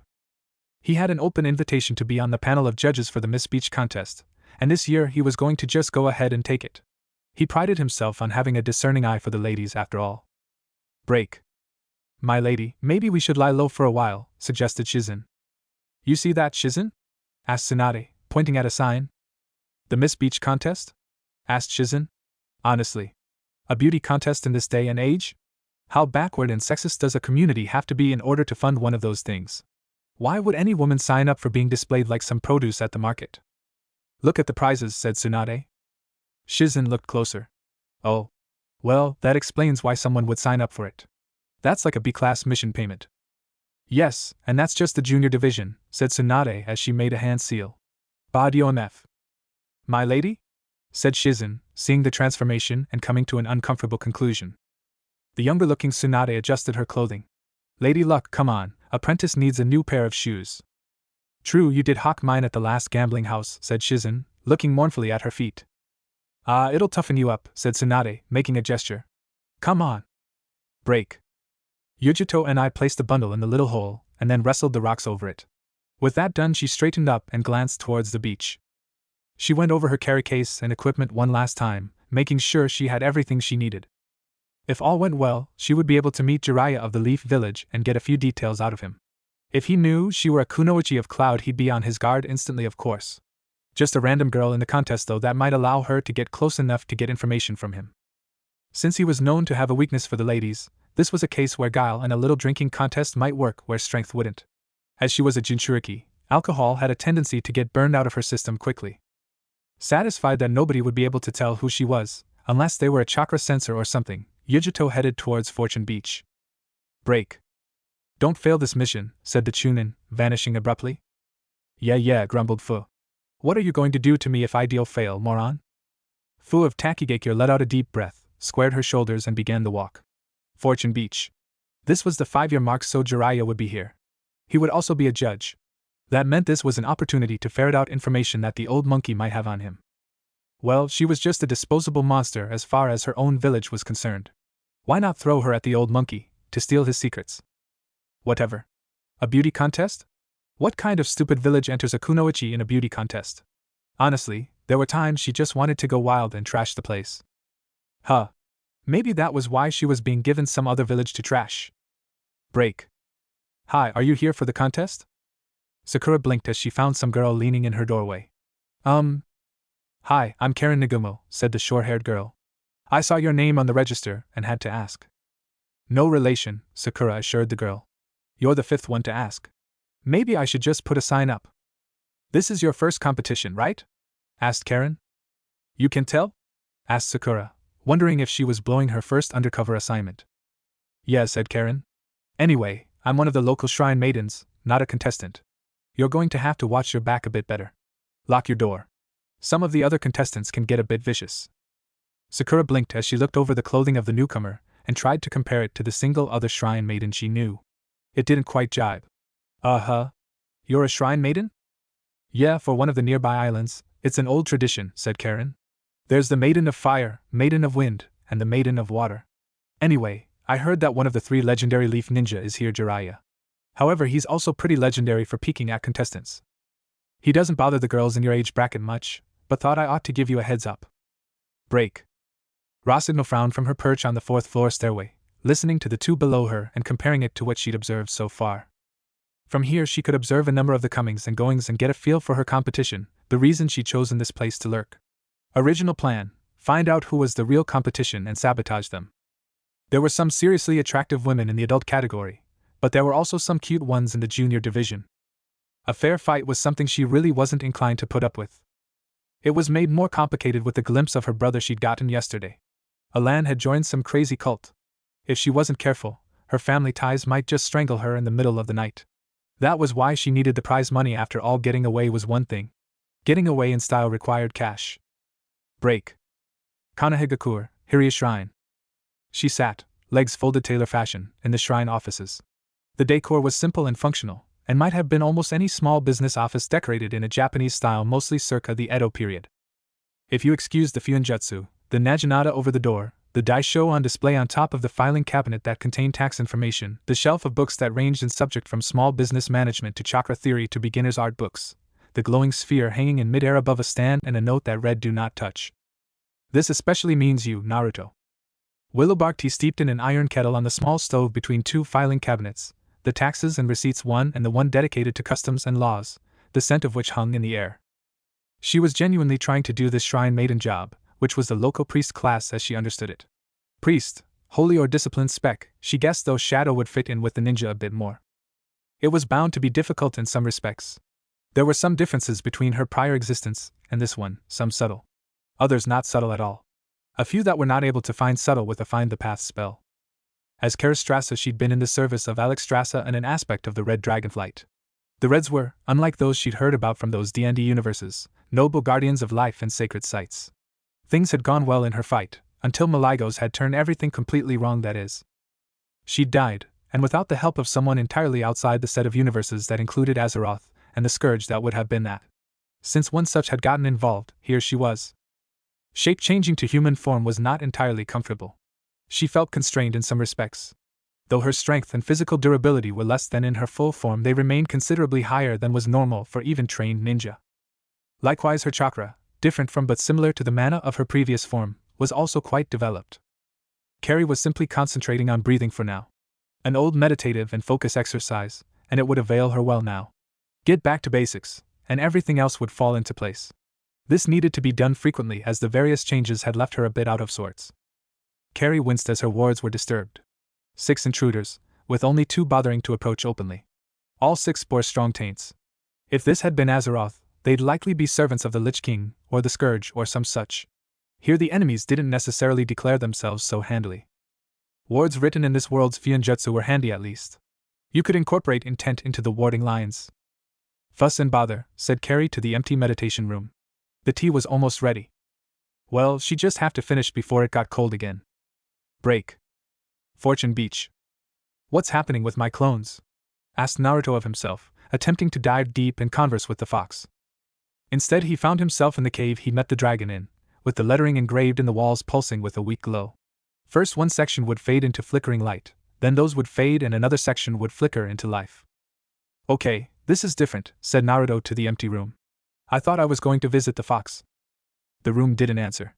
The current section that had a silvery phosphorescence faded out to be replaced with a section that had a nice orange glow to it. Naruto settled down and tried again. Break. Kanahigakure, Hiria Shrine. 2 approached openly down the main path. One hid atop the Kaguraden, stage for sacred dances, off to the left of the central walkway. One was stationed behind the water fountain used for ablutions near the Kaguraden. 2 on the roof to the Hayden, which was the outer shrine that held the temple bells and offering box. None had stopped at the water fountain and actually used it. None had come the proper way up the stairs. None had bothered to give an offering. None had so much as glanced at the shrines or statues as far as she could tell. Which was a pity, as she thought she'd done some rather first-class work on those. Carrie took the teapot off the flame, giving the cup a wistful look. Always happens when you're bathing or setting down to a meal. That part hadn't changed. Truly had the magician Murphy of Goldhire nailed that observation of the multiverse's workings. The door shoved open. You, woman. You need to come with us, demanded the masked Nin. No, said Carrie. Are you blind, Rainbu, said one of the masked Nin. You are only here on the Hokage's sufferance, and the Hokage demands your presence. No, you're not, said Carrie. You're Root. Danzo's little soldiers. I knew about you by the end of the first day here. Seriously, Konoha's internal security and information gathering are subpar. The 2 in the doorway went still. The 4 concealed ones were already still but tense slightly. Amateurs, muttered Carrie, shaking her head. Root was disbanded years ago, said the one who had spoken earlier. Root went underground, said Carrie, rolling her eyes. I imagine that pun has already been done to death though. Don't bother me, I won't bother you. Is that simple enough for your boss to understand? How dare you make such accusations? Asked the first, reaching for a kunai. I suppose a demonstration of power is needed just so you leave me alone, said Carrie, shaking her head. Pity though. My apologies to the families of those who pass on. What are you? Began the speaker for the group. Carrie just made a pass in the air, except that the air glowed briefly in a trail left by that hand. The 2 ninja that were on the roof of the Hayden screamed briefly, and then fell as lightning flared up from the ornamental lions at either end of the roof. Fuinjutsu, concluded the visible one who hadn't spoken earlier as he saw 2 of his fellows land on the ground, a thin trail of smoke marking where they'd come from. Carrie shrugged. It has its uses. Listen up. I'll offer you the same offer I made the Hokage. You don't interfere with me, I don't interfere with you. My sole reason for being here is for the sake of my cousin Naruto Uzumaki. Mess with him, mess with me, and I mess with you. Invade the village or something like that, and I will rise up, and trust me boyos, you don't want that. A kunai was thrown at her, it struck her directly in the forehead. It bounced off to the side, making a brief clatter in the silence following that attack. Carrie favored the thrower with a very disappointed look. The 2 ninja on the ground stopped moving. The speaker looked at the kunai, then back at her. Monster! Child, said Carrie to the speaker. You have no idea. Break. Mindscape. How should I know, brat? Rumbled the QB. It isn't your doing? Asked Naruto, not entirely believing it. Idiot! You're a dragon now. What do I know about dragons? Oh, said Naruto simply. Yes. Oh. The QB sniffed around the bars of his prison. I finally get a host worthy of my power, not a weak flesh bag, and he's an idiot amongst his kind. What did I do to deserve this karma? Kill lots of innocent people? Asked Naruto. It's what I do. Natural as breathing is to you. The fox paused though, the usual angry expression turning momentarily thoughtful. Well, if you don't know, how the heck do I figure it out? Asked Naruto. No clue. Not my problem. Go away. My soap operas are starting. Eh? Asked Naruto, having heard something unexpected. Naruto peered through the bars of the cage and discovered there was a huge television there.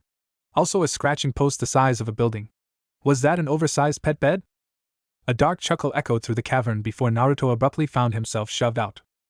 Ah, I wonder if Itsuko will realize that Midori is sleeping with Kenisuke, who is actually Sachiko, who is a kitsune running about sowing chaos and mischief. Damn, these things are addictive. Break. Fortune Beach. Jima swore as he settled down in the tavern. Nice little place this was. Beach town well away from Kanahegakure. He was safe here. Only dragons around were the fictional legendary kind, and he was quite happy to keep them fictional and legendary and not bloody while eating his team. Now he had to find more missing mean to replace them. What a bother. Break. Somewhere under Kanahegakure. Danzo looked down at the survivors of his little group. Do you care to explain why you attacked her instead of just sounding out this mysterious priestess? She doesn't intimidate, Danzo-sama, answered that heavily bandaged ninja. You're saying that one civilian shrine priestess did this? Asked Danzo. She's a monster, Danzo-sama, answered the least injured of the group. She's not human. Danzo considered this briefly. Maybe he should visit in person? That way he could see exactly what he was dealing with.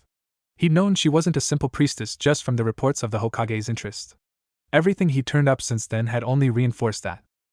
Or maybe he could just send Hamura and Koharu. A comment or two speculating about the Hokage's interest in the woman should have the two investigating in short order. At which point a shadow that shouldn't have been there moved. Danzo just knew he wouldn't like this. Why am I surrounded by incompetence?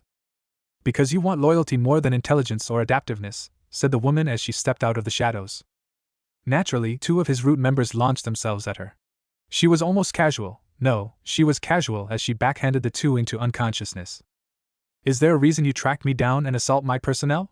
Asked Danzo, reaching out with the powers of a particular eye to influence this young woman. Yes, and trying to control me is what is annoying, said the shrine priestess. Stop it, Danzo. I know about Root. What's more to the point, I don't care. Danzo frowned as he dropped the technique. What do you mean? I mean exactly that, said the shrine maiden. Don't bother me, I won't bother you. My agreement with the Hokage is that I will help defend this village from outside threats, but take no hand in your politics unless my cousin is threatened. I see, said Danzo. What exactly are you? The head priestess of the Hiri shrine, said Carrie. I'm sure, said Danzo after a moment. Whatever or whoever she was, she would bear keeping an eye on. However, he was going to make sure that the minions knew this was a do not approach duty. If she became a problem, he would deal with her then. As it was, he knew he couldn't influence her with a Sharingan, and her skills had to be considerable. He also noted that the two on the floor were not dead but were quite definitely unconscious. So, someone he could possibly make deals with, as long as he was careful. Break. Screw this, said Naruto eventually, deciding that he was not in a restful meditative mood and also not accomplishing anything. I need to train. Most of the buildings in Fortune Beach were low-built, 2 floors at most. There was a small cluster of buildings that were taller, but even those topped out at 4 floors in height. Naruto quickly found himself on the roof of one of those, pondering the building across the street, and debating the wisdom of a little late-night monster hunting as training to see if that burned off some nervous energy. Shuff, went a nearby window.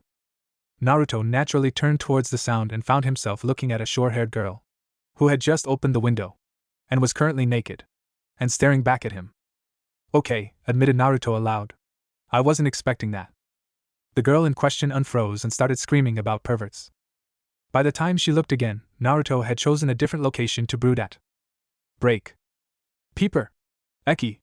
Hentai. Yelled Karen out the window. What is it now? Asked a much younger girl with glasses as she came out of the bathroom. There was some kid in orange on that roof. Nay, he was totally peeping on me, exclaimed Karen, pointing. You're naked, pointed out Rin Enigumo. Yes. He saw me naked, agreed Karen. And you didn't draw the curtains and you're standing in front of an open window, pointed out Rinna. I began Karen. She considered the window, considered that she was still naked. Wog. Rinna went over to the window and drew the curtains. Such a troublesome sister. Well, said Karen as she tried to dress quickly and got her shirt on inside out. Orange? Asked Rinna as something occurred to her. I wonder. Break. Naruto came to a stop near the shoreline, wondering why women seemed to give Sasuke the benefit of any doubt but not him. Just another area where life was totally unfair. Damn it, I need answers, yelled Naruto at the waves. That would depend on the question. Naruto blinked and looked around, seeing a small lizard who seemed to be watching the moon. Excuse me? Fine, said the lizard, spreading wings briefly. You're excused. You're that big dragon, realized Naruto. Except you're small. Obvious, isn't it? Why are you here? Asked Naruto. Checking out this dragon cult, said the miniaturized dragon. It seems a bit odd. Oh. How'd you get so small? Asked Naruto. The spell reduces halves your size. If you cast it twice on yourself, you become 1/4 your original size. I had to cast it a bit more than twice, but it is easier to observe things this way. Wow, that'd be handy, realized Naruto. Since he was over 50 feet long in that form, he was definitely an outdoorsy sort of dragon when he was a dragon. Yes, hard to observe anything if the natives are reacting as if you were Godzilla or some such. The whole screaming and running thing. Say what you will about dragons in our majestic natural form, but low profile doesn't exactly fit. You do have that ability, by the way. I do? Asked Naruto. The spells, or jutsu, you can perform through draconic magic are simple ones. They include reduce and enlarge at your current age level. Enlarge doubles your size, by the way. That sounds interesting, mused Naruto, thinking of potential uses for both.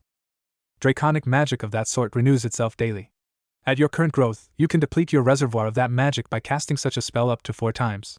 So, by using that magic 4 times you could go from 54 feet, you're still growing to roughly 3 feet and a third. Oh, said Naruto. So, do you know what's going on with my shadow clones? Shadow clones? Yeah, they're acting weird and doing stuff, complained Naruto. Stuff? Yeah, acknowledged Naruto. Hasn't Carrie told you anything? Not much, said Naruto. Child, you must learn and unlock your abilities on your own. I have other concerns and matters that dominate my attention. You are now the dragon of Prophesy, but even so there are many ninja whose power outstrips your own. I don't have a freaking manual now, do I? Asked Naruto, getting peeved. The lettering in the cave? Hello? Why didn't you use your comprehend languages ability? Compre, I got that? Naruto was treated to the sight of an ancient, though miniature-sized, dragon beating his head against a large rock. The rock splintered on the first such strike and just began powdering at the point of impact thereafter. Child. You are a dragon. Your chakra is more dense and powerful than a human's chakra, explained the mini-dragon after he'd gotten that out of his system. You also have more of it than a human normally does. Of course, you're not going to get the standard results out of a jutsu. That isn't even going into the prisoner sealed away in your belly currently watching soap operas. So your shadow clones, being copies of your human form, share the toughness, uprated strength, and increased stamina of that form. It takes a very solid hit to dispel one. Also, because of the potency of your chakra, there are going to be side effects. It will take you some time yet before you fully assimilate being a dragon. I suspect many of your problems of this nature will pass at that point. Fare thee well, little dragon. Wait. You're just leaving? Asked Naruto as the little dragon began fading out. I still got questions. Carrie will have many of the answers you seek. The lair you have fashioned from my former prison will provide others. I suspect the dragon cult has a few as well, which is something for me to check myself. This is now your story, hatchling. Oh, and remember that when you choose to imbue a mate and give her your heart, you'll be weakened for at least a week while you recover. What? Asked Naruto. Mate? The dragon spread its wings and flew off, fading further as it did so. Then it was gone. Crap, said Naruto, considering what to do. It sounded like the answers he needed were back in Konoha. In the meantime, he had this mission. Break. Inkeep? Demanded Elan, who was considering a name change as his name under the service of Jashin, Satsubatsu, did not roll off the tongue as he'd hoped. Yeah? Asked the hotel keeper, who was less than thrilled with the fellow already. I doth require thy finest room, said Elan. The no vacancy sign doth be lit, said the guy at the front desk. Then hurl some base-born knave into the street that the noble servant of Jashin be moved into that room, demanded Elan. The guy at the front desk pointed at the no murder cultists allowed sign. What? Asked Elan, noting that said sign was directly under one that proclaimed that ganking is not allowed and that apparently you break, slay, possess, destroy it, you pay for it. What manner of low-class establishment hath thou here? The man behind the front desk finished jotting something out, and then revealed it was a new sign. The management reserves the right to refuse service to anyone, especially cultist assassins, those who traffic with especially unnatural things, and idiots. Fie on thee, said Elan. He'd have to watch his sister from a distance, it appeared. Well enough, he'd find someplace a little more upclass than this dump. Break. The storm hit around 2 a.m. Winds gusted to about 45 miles per hour and were coming off the water. The rain itself was fairly hard, causing Naruto to close the windows to their room as he settled in for the night. Sasuke awoke once during the first rumbling crash of thunder, but then turned over and fell asleep again immediately. Naruto found something oddly comforting in the storm, and so left the window ajar but with a bit of ninja wire across it tied to a small bell. Just in case. It felt comforting somehow to trap their lair, if just a temporary lair. Naruto finally slept, and dreamed of blue clear skies and leathern wings. Sakura shivered at the change in temperatures and got up to shut the window. "Phew, you my roomie?" asked someone as she came in from the hallway. "You're another contestant?" asked Sakura. "Yes," said the woman, cocking a hip and grinning. "They pair up one from junior division and one from adult to save on space. I'm Anko Mitarashi, by the way." "Sakura Haruno," said Sakura, eyeing the woman and glad she didn't have to compete. "No relation to the Haruno family from the village of wild women. At least I hope not. With a name like that." They're actually fairly tame," said Anko with a shrug. "By my standards at least." "You got in just in time," said Sakura, going back to her bed and flopping down to sit on it. "Sounds pretty bad out there." "I've been in worse," said Anko, without elaborating further. Insane laughter wafted in on the breeze. Sakura twitched. "What was that?" "Break." "No idea," said Anko, who then grinned. "Sounds like this year's contest will be more interesting than last year's." Shizen frowned out at the night. "My lady?" "Whatever that was, it wasn't human," said Tsunade, in her middle school-age form. She quickly went through a set of hand seals. Summoning. A brief puff of smoke heralded the arrival of a slug the size of her arm. "You rang?" "I need some surveillance," said Tsunade, nodding towards the window. "Preferably without breaking my cover." "Hiding from debtors again?" asked Katsuyu, managing to sound quite long-suffering. "Never mind that," said Tsunade. "Very well," said Katsuyu, rippling in a shrug equivalent before exiting out the window. "Katsuyu isn't very fast," noted Shizen. Tsunade waited until Katsuyu had divided and sent her copies out further. "Yes, but if there's something out there, the rain won't bother her, and the smaller copies can be easily overlooked in these conditions." Anko ignored the peasant girl behind her, whose breathing had gradually slowed to a sleeping pace. Then she took a drop of fluid from one vial to put on a piece of cloth, then applied that drop to directly under the girl's nose. The pinkette stirred but didn't awaken, now thoroughly asleep due to the drug. Satisfied with that, Anko went through the girl's bags, disabling the trap with a smirk. When she ran across the forehead protector, she simply shook her head once, then started putting everything back as she'd found it. So, a Leaf Genin, probably on her first undercover mission, mused Anko. Oh, can I have some fun with this setup? Too bad Kurenai couldn't make it. Sakura chose that moment to start snoring.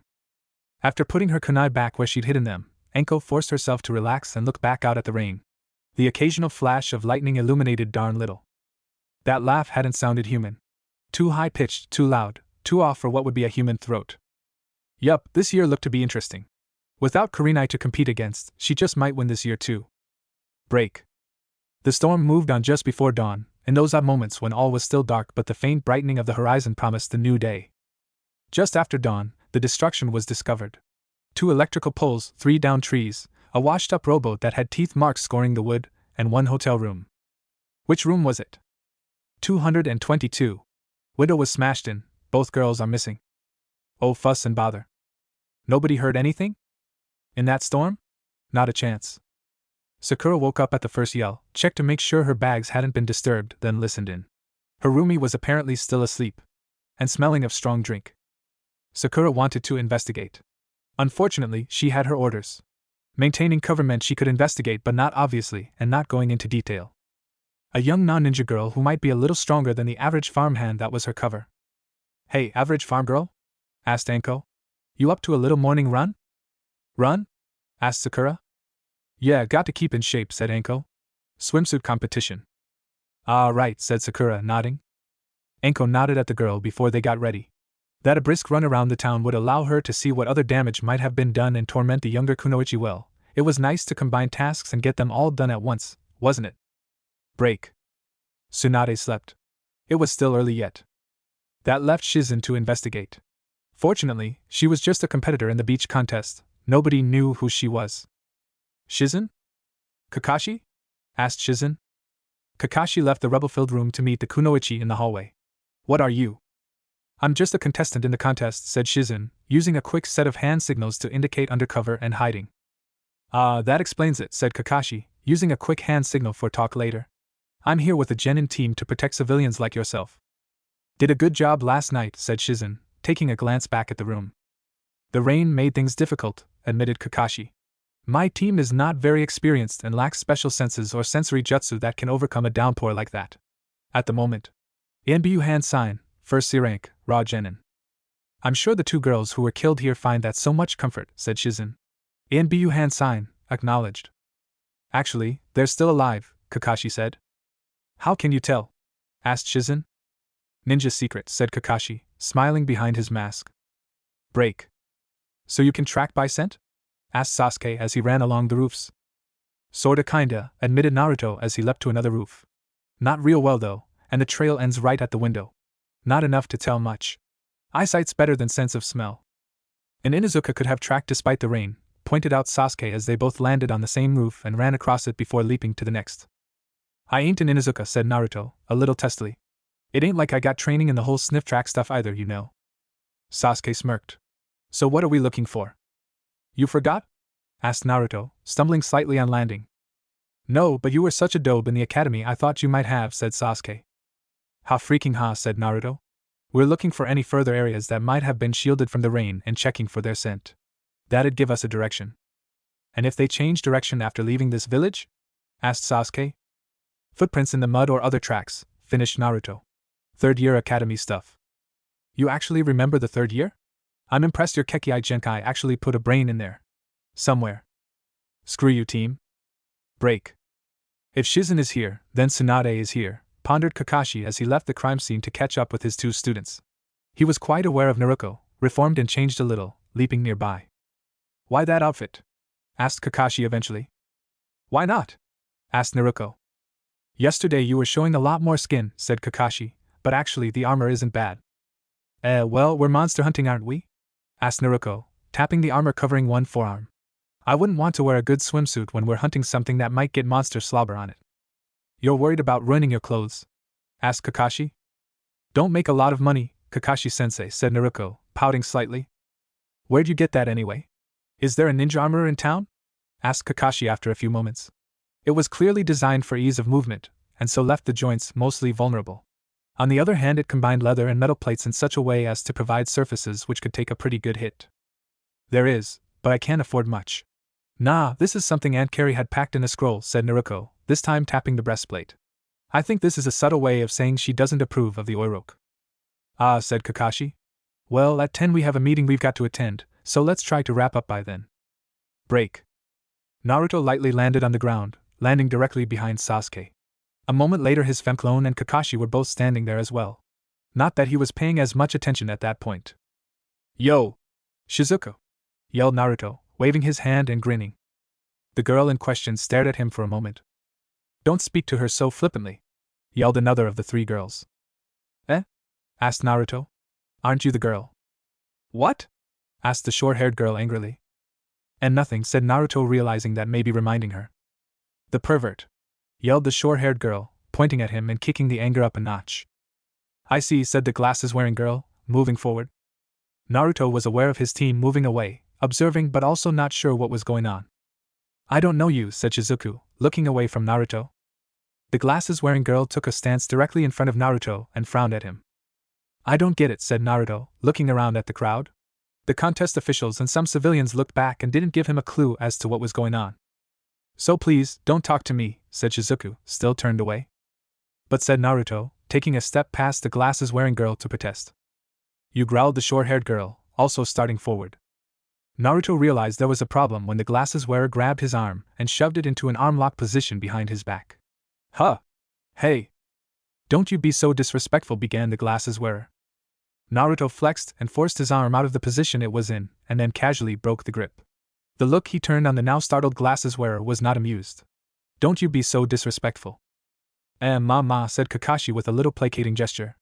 I know he doesn't look like much, and he acts as if there's vacuum where his brain should be, but Naruto is a ninja. Gee thanks, muttered Naruto. It's really not a good idea to start a fight with one if you can avoid it, continued Kakashi. He must be more formidable than he looks, said the glasses-wearer, rubbing her forearm. He would have to be, said the short-haired girl, who apparently decided to hold off on punishing perverts. Very interesting, said one of the old women in the crowd, staring at Naruto for a few moments. Break. Sakura gasped and leaned against a post as her jogging partner went to a set of stretches.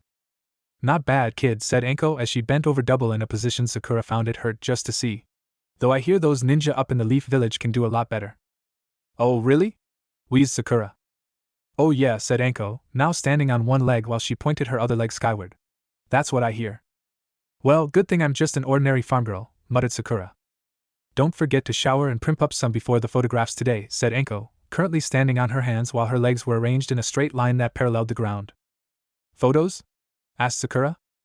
Yeah, photo shoot is today, said Anko, now standing on her hands with both feet crossed behind her neck.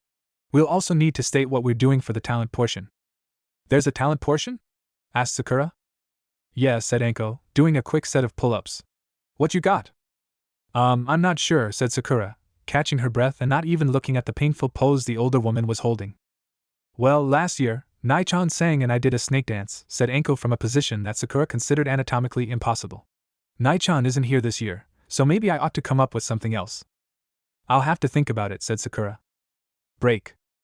So anyway, these are the three priestesses, who will officially open and close the contest, said Yae.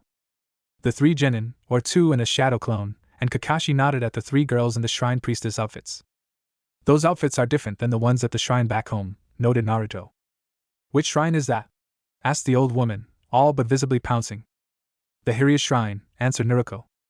All three priestesses and the old woman visibly reacted to that, with the old woman chuckling and the three shrine maidens glancing at each other quickly before resuming their original disciplined/serene look. The shrine of the fire dragon? How interesting, said Yae. Since these three are the maidens of the dragon god shrine, it's of professional interest. Oh, said Naruto. My aunt runs it, so I'll mention that. Yae nodded and said something in a fluid language. That's a weird way of saying it, said Naruto, scratching his head. Dobe? You understood what she said? Asked Sasuke. Sure, didn't you? Asked Naruto. Why is everyone staring at me? No reason, said Yae, smirking. What language was that? Asked Sasuke of the old woman. Well, that would be a secret, said Yae, a peculiar look in her eyes. In any case, these are the three maidens of the shrine of the dragon god. My granddaughter Karen. Sogi Mitsurugi. Shizuka Narumi. The various ninja nodded as each of the girls nodded in their turn, though their professional calm they'd settled into after the old woman had come forward looked a little rattled. They are also known as the Maidens of Sacrifice, continued Yae. Sacrifice? Asked Naruto. What sacrifices? Why, sacrifices to the dragon god, of course, said Yae. Naruto's expression was completely unguarded. If anything, Yae's smirk turned up a notch or two. The old woman took the three maidens aside after the introductions, with Kakashi seeming to ignore them after that. Of course, he wasn't ignoring them at all. Naruto? What was that she said? Asked Kakashi quietly. It sounded like she was quoting from something, said Naruto. She said the fire of the flame dragon spreads in equal shares. Warmth to their allies, destruction to their foes. Or something like that. It don't translate that easily. Sasuke looked like he had a half-dozen questions that he wanted to ask, but didn't want to look as if he didn't know what was going on. So the expression very quickly slid into a scowl. Well, I want you two to watch over the photography session and keep an eye on everything. Let me know if you see anything at all noteworthy. Kakashi vanished at that point in a swirl of leaves. That's worrisome, said Naruto. What is? Asked Sasuke. Kakashi-sensei is a perv who reads from that book all the time, said Naruto. But he's turning down a chance to watch girls model swimsuits. Sasuke winced at that for a second, then thought about it. Might not be perverted enough. I suppose, said Naruto, shaking his head. Do we want to do nearby or at a distance? You up close, I'm better with distance weapons than you, said Sasuke. He made a note to boggle at Naruto's brain having turned active. What about me? Asked Naruto, breaking in. I meant to ask why you're wearing that, said Naruto. Armored gauntlets and leggings, breastplate, shoulder guards, said Naruto, pointing to each in turn. Hello? If a hit will dispel me, then keeping me from getting hit is a good thing. Won't it slow you down, though? Asked Naruto. Not to mention how hot it's gonna get today. I thought we might be fighting monsters later, said Naruto. We might still be. Stop arguing with yourself, said Sasuke. We've got a job to do. Break. Kuroko sniffed again, puzzled. The trail abruptly vanished right there. As one of Kakashi's Niken, he checked out underground and a nearby tree just in case. This was indeed a puzzle. He didn't like puzzles. It was a pity that Bull hadn't been deployed, though he was slower, he liked pondering things. Still, this was something to report. The trail was sporadic and faint, but it was there up to this point. Kuroko marked a spot nearby to more easily find this area again, then took off. It was way too hot and humid here, making his fur itch. Break. Grandmother? Hush, child, said Yae Nagumo as she checked the place they'd ducked into. In a small alleyway between a building that sold ice cream later in the day and a boarded-up business that had sold imported glassware and pottery until the recent spate of monster attacks. Okay. No one's about. Grandmother, said Karen. That boy, is he? I'm at least 80% sure, agreed Yae. He is a ninja. Who also happens to be the dragon god for this generation. But he's, said Karen. We've periodically had a ninja assigned to the area, said Yae thoughtfully. I remember in the Second Ninja War how they had a small post set up. Made sense at the time. This isn't an area to particularly target, but the beach and our island would both have made good landing zones that an enemy could then use to gather supplies and personnel for an assault on the country. Having at least one ninja present meant that there would be someone to get the message out and respond appropriately. It's entirely possible once he gets to Chunin level, that we could petition the Hokage of the Hidden Leaf to station that boy here. I find it hard to believe that one who looks so clueless is actually the dragon god, noted Soyogi. He understood and responded to that line of ancient lore, but I agree further tests would be necessary before any action is taken, agreed Yae. I'll give him one thing though, said Soyogi thoughtfully. He's strong. I'll say, agreed Shizuku. I was accosted by 3 Jashin cultists. He threw them. So he's good at taijutsu, said Karen with a little humph for emphasis. No, I mean he threw them. Over buildings. Shizuku shook her head. I thought it was just a wind technique of some kind. Just a wind technique? Asked Karen. So if he is the dragon god? Asked Shizuku. Then he is the dragon god, said Soyogi. It is our duty to present ourselves that he can choose the sacrifice. Grandmother, what was that you said? Was that from the Great Book? Asked Karen. It was indeed, said Yae. It is a phrase transcribed from the tongue of ancient Dragakind, and he understood it so readily he hadn't even realized he responded at first. Kakashi listened and frowned. It didn't sound as if Naruto was in any danger. If one of these girls tried to be a living sacrifice to him? Kakashi considered Naruto and pondered potential reactions. The most likely was Naruto screaming and running away. Actually, that might be pretty funny. Well, he ought to follow the old woman just in case. That great book sounded like something to check into. Break. Pakken nodded to those two guys, Izumo and Kotetsu, at the gate. He'd never been to this shrine place, but he should be able to find it easy enough. Reporting first to the Hokage, he could then find this shrine and report to the woman he'd find there. Hopefully she'd have a snack or something. He was feeling a bit peckish. Break. Okay, said Bittersmith, the old man flanked by two fellows. I see you've been here before. Anko Mitarashi. That's right, said Anko, whose grin was temporarily lost. What's with this swimsuit? She's right, said the pink-haired girl who was next in line. It's so tiny. Huh? Asked Anko, looking back at her associate. Nah. It covers way too much. More than I usually wear. It's just for the photographs. You can choose what you want for the contest as long as the important bits are covered, said Bittersmith. Oh, said Anko, who then nodded. Right. You'll be using some of the photos for ads. You catch on quickly, Mitarashi-san, said Bittersmith. Okay, said Anko. Make sure you've got this right. Anko Mitarashi, tea house worker. 21 years of age. Same as last year? Asked Bittersmith. Yeah, said Anko, not missing a beat. For this year's talent competition, I'm going with a snake dance. That didn't win last year, noted Bittersmith. It's what I got, said Anko. Okay, go over there for the photographers. Next? Bittersmith looked pointedly at the next girl as Anko went over to chat up the photographers. Sakura Haruno, and no, I am not of that village, said Sakura. Farmer's daughter. I'm 12. In the competition, you'll do what for the talent portion? Asked Bittersmith. Sakura took a deep breath. Singing. Of course, the last time she'd done anything like that had been with Ino and karaoke, and that had been 4 years ago. Hopefully she could do better now. Break. Odamatsu held up a hand as the small dog ran up to the tower. You're Pakken, one of Kakashi's Niken, aren't you? Yeah, I have a mission update for the Hokage, said the dog. Very well, said Odamatsu, the ANBU captain currently in charge. Kakashi Hatake attending a beauty contest. This is going to be interesting.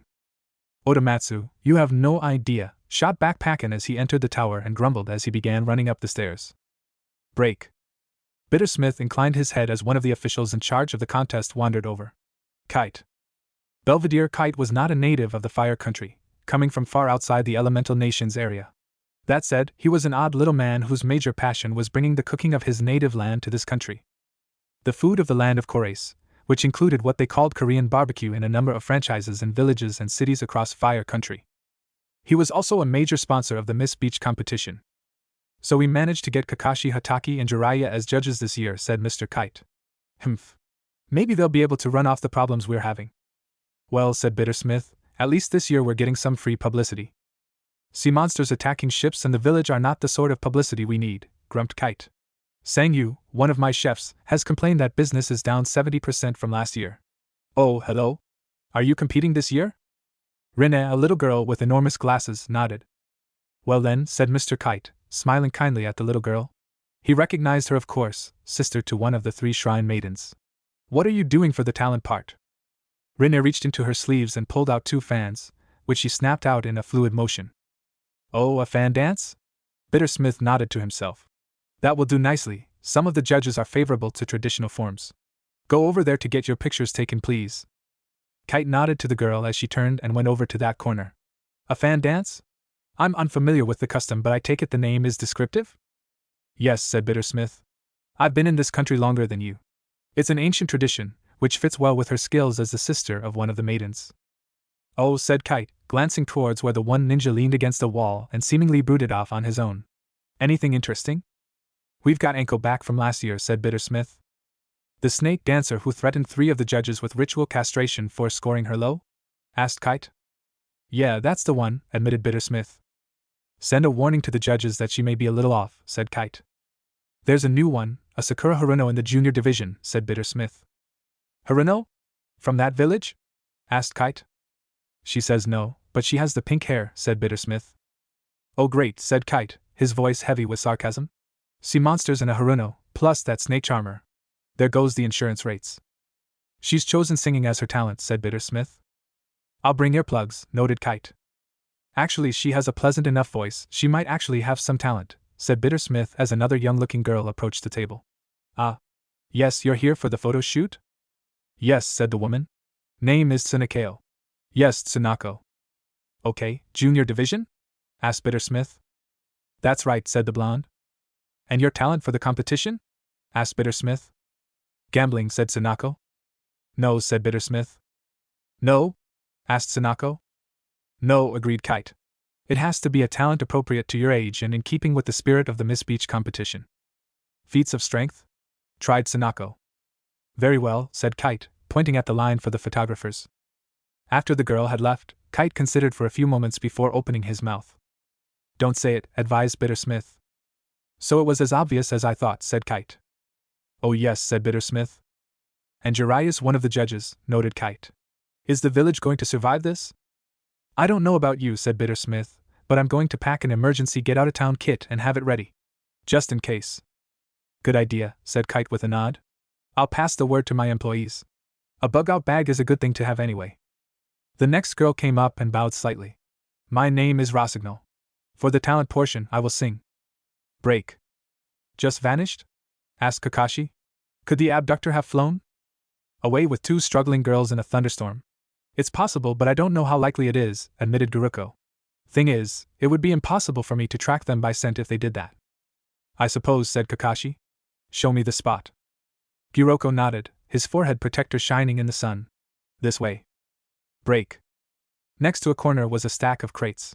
Sasuke noticed this in particular, as every so often a short-haired girl's head would go peeking around it. He moved to get a better view, on the off chance it would turn out to be something less annoying and more of a professional concern. Just in case. It was, as he'd already thought, that Karen girl. Who was, apparently, doing a fair agitated fangirl impression. Well, maybe not entirely. She was not, however, looking at himself. Which would have been understandable as he was Rookie of the Year and the last Uchiha and, well, himself. No, she was looking at Naruto. Which caused Sasuke to consider Naruto himself, and realize a couple of things.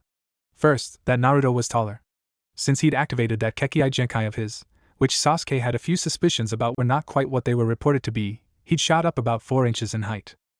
As it had just been a tiny bit each day, it hadn't been so noticeable, but now that he thought about it, he'd spent less time looking literally down upon the class clown. Naruto had also filled out.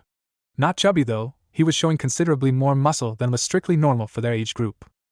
If he had not known Naruto and was considering him from the viewpoint of someone who had just met him, as he was considering from the shrine maid's point of view, he would think Naruto to be a bit older than a mere 12. Possibly 15 or so. Sasuke watched, not completely understanding what was going on. Oh, he had some suspicions. Something clearly was off about the dead last of the academy having a Kekkei Genkai that apparently included competency. Not that he was complaining. When he'd originally been paired up with Naruto and Sakura, he'd labeled them the load and mostly useless fangirl. Now that Naruto was less the load and more the lancer, that meant that his own quest for power in order to enact vengeance was less impeded. This was sufficiently different that he was at first having trouble crediting what he was seeing. What the hell? Screamed Naruto as she stared at the cut she'd gotten on one finger while tossing a kunai from one hand to the other. Sasuke made a quick blurring move so that he ended up behind the shadow clone, and saw the trickle of blood on that hand. So you're not the original? And no, I said Naruto, turning to look at Sasuke. Sasuke pursed his lips at the sight. The shadow clone was about to freak completely out. Well, one way to test it. Sasuke's fist drove into the shadow clone's stomach with enough force that she landed on her but 3 feet away.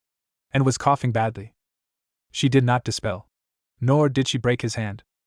The original apparently saw that part and ran over. Team? What the hell did you? Sasuke interrupted by backhanding Naruto in the face. This did 2 things. 1, the lack of Naruto vanishing indicated that this was not the shadow clone. 2, that really hurt. Not Naruto. His hand felt like he tried to smack an anvil. One of the big ones they pounded out swords on.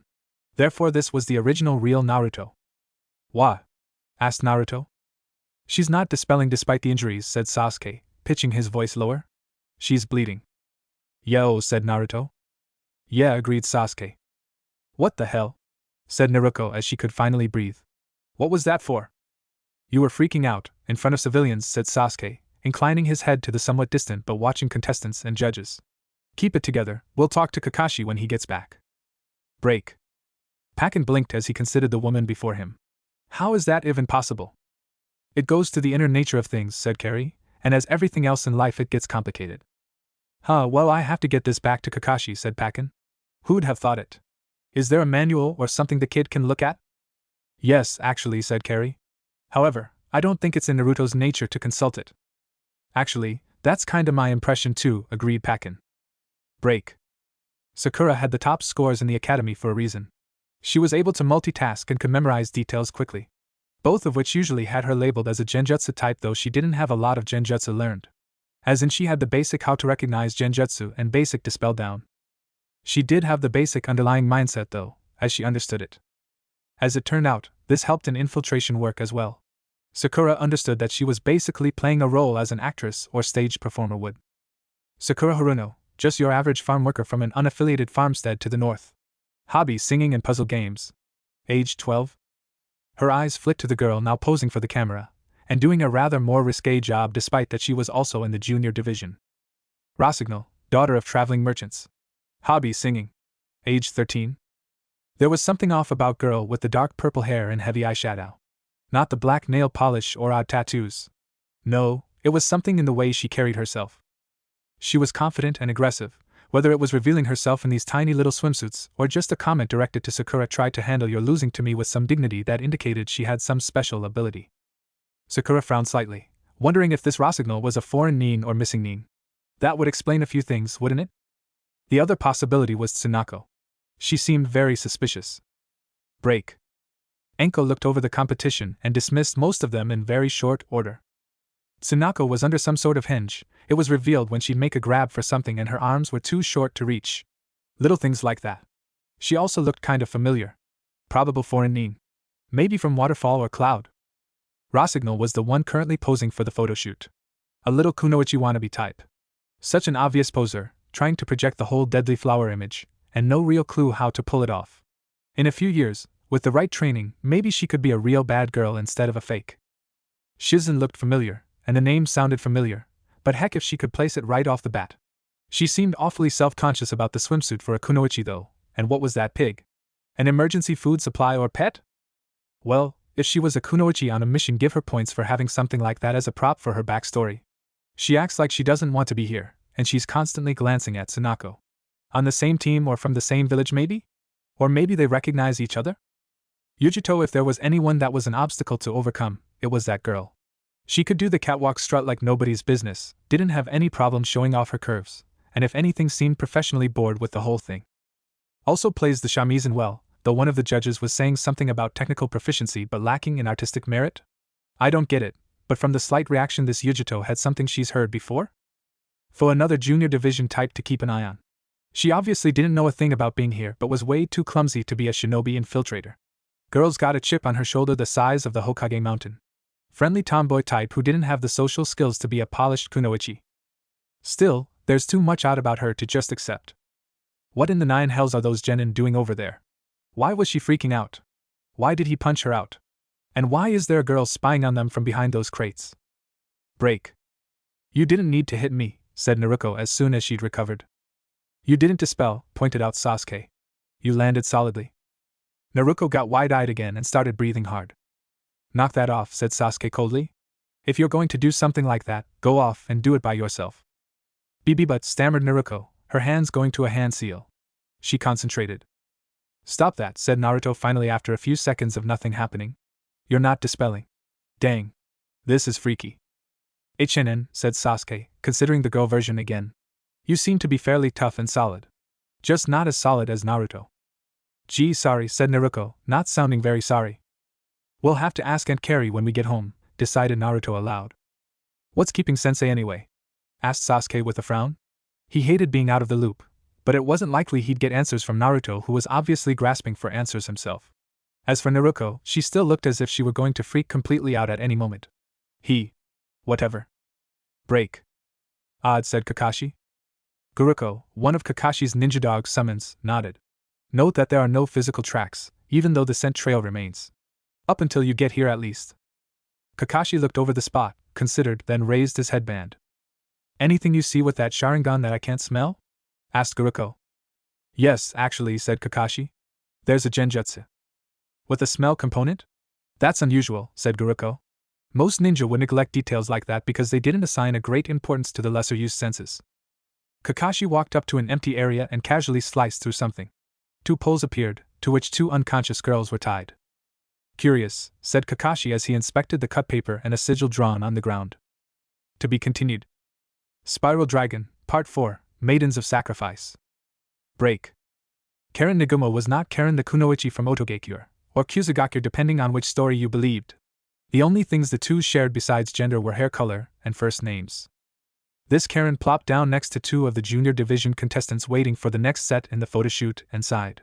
Can I ask advice from either of you? The pink-haired girl glanced at the other contestant, then back to Karen. I guess. Sakura Haruno, not of that other Haruno family, right? Asked Karen. Sakura nodded. Good, a normal girl's opinion might help clear things up, said Karen, ignoring the snort from the other girl. For right? The other girl inclined her head, but mainly seemed to be interested in watching the area. Okay, what do you know about the three Cape Maidens? Asked Karen. Just what I heard earlier. You're from nearby Okatsushima, a fishing island. You're one of 3 shrine priestesses or holy maidens of the dragon god shrine out there, said Sakura, pausing for a moment as she considered what she'd found out so far. You're also called living sacrifices or something according to that bittersmith guy. Both Karen and Sakura noticed the way Fu's attention was suddenly completely on Karen for a few seconds. When that passed, Fu sat back again, but one could tell she was paying more attention from body language. Yes, the 3 maidens are chosen after birth. Bloodline plays a good part of the selection process, said Karen, sounding as if she were quoting someone. I'm the Maiden of Fire, also known as the Giver of Prosperity, and yeah, one of the Maidens of Sacrifice. And a dragon has shown up. Oh, said Sakura, realizing that Naruto's dragon summons had been seen and now there were repercussions. I don't think this dragon eats people. Fu snorted again. And how would a simple farm girl know this? Said Sakura as she tried to think of a way to put this that would fit her cover story. Just a feeling? Was that your impression? Asked Karen, taking that seriously. I got that impression as well. Also that he's a pervert. A dragon's a pervert? Asked Fu, very skeptical. Is this one of the sea monsters that supposedly have been hitting here? He totally peeped on me, exclaimed Karen with more than a hint of righteous fury, who then deflated a little and added the next in a much meeker tone. Except maybe that was my fault. A bit. It was your fault that a dragon peeped on you? Asked Fu, still very skeptical but would have to admit she was curious now. What happened? You leave a window open and step out of the shower? Kinda, admitted Karen in a small voice. Fu laughed shortly, then stopped and looked absolutely astonished at something. Anyway, said Karen, I'm a sacrifice. There's a dragon. Sakura decided that she could let a little information out. After all, it was just some farm girl and a shrine maiden listening to her. What I heard was that the dragon is the contract summons of one of the ninja here. Dorky-looking guy, wears orange, smiles a lot? Asked Karen. Yeah, could be, said Sakura, her eyes flicking to Naruto, who was apparently confronting Sasuke, who was talking to Naruto's centerfold jutsu, who was getting up off the ground. The dopey-looking one. Not the girl, or the cool-looking one. Well, at least it's not the boy there, said Fu. Violent against his own team. Typical ninja. Ah, right, said Sakura, wanting to argue but not really sure how she could do so from within that cover story. Though she did file away that apparently the really tan farm girl with the greenish hair had apparently met ninja before and didn't like them. Really?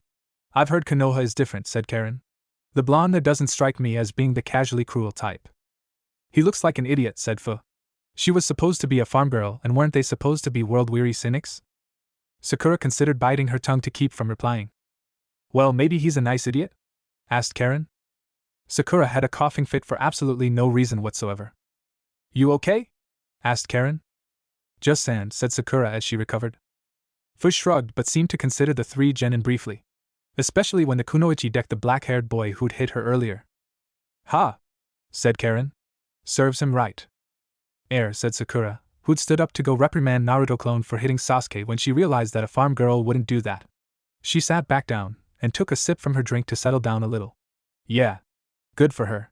So, Karen, what did you want to talk about? How do you approach a guy who you might have misjudged, just a little? Karen sighed. Which one? Asked Sakura. The nice idiot, said Karen. He's the dragon summoner? Asked Fu, making the connection and thinking this was indeed valuable information that she could bring back to her village. Something like that, yeah, said Karen, realizing that maybe the dragon god was keeping his dragon god status secret for a reason. I spotted him the same time I saw the dragon. So they were both outside when you flashed him and decided they were perverts, guessed Fu. Maybe she could be friends with a group like this. Ah, said Sakura. Tricky. You want to find a way to make it his fault anyway. What? Asked Fu, her look turning cold after the gradual thaw. You'd do something like that? Lie and turn your own mistake into his fault? Well, yes, said Sakura. Standard tactics among girls their age, wasn't it? Karen sighed. I don't think I can do that. Break.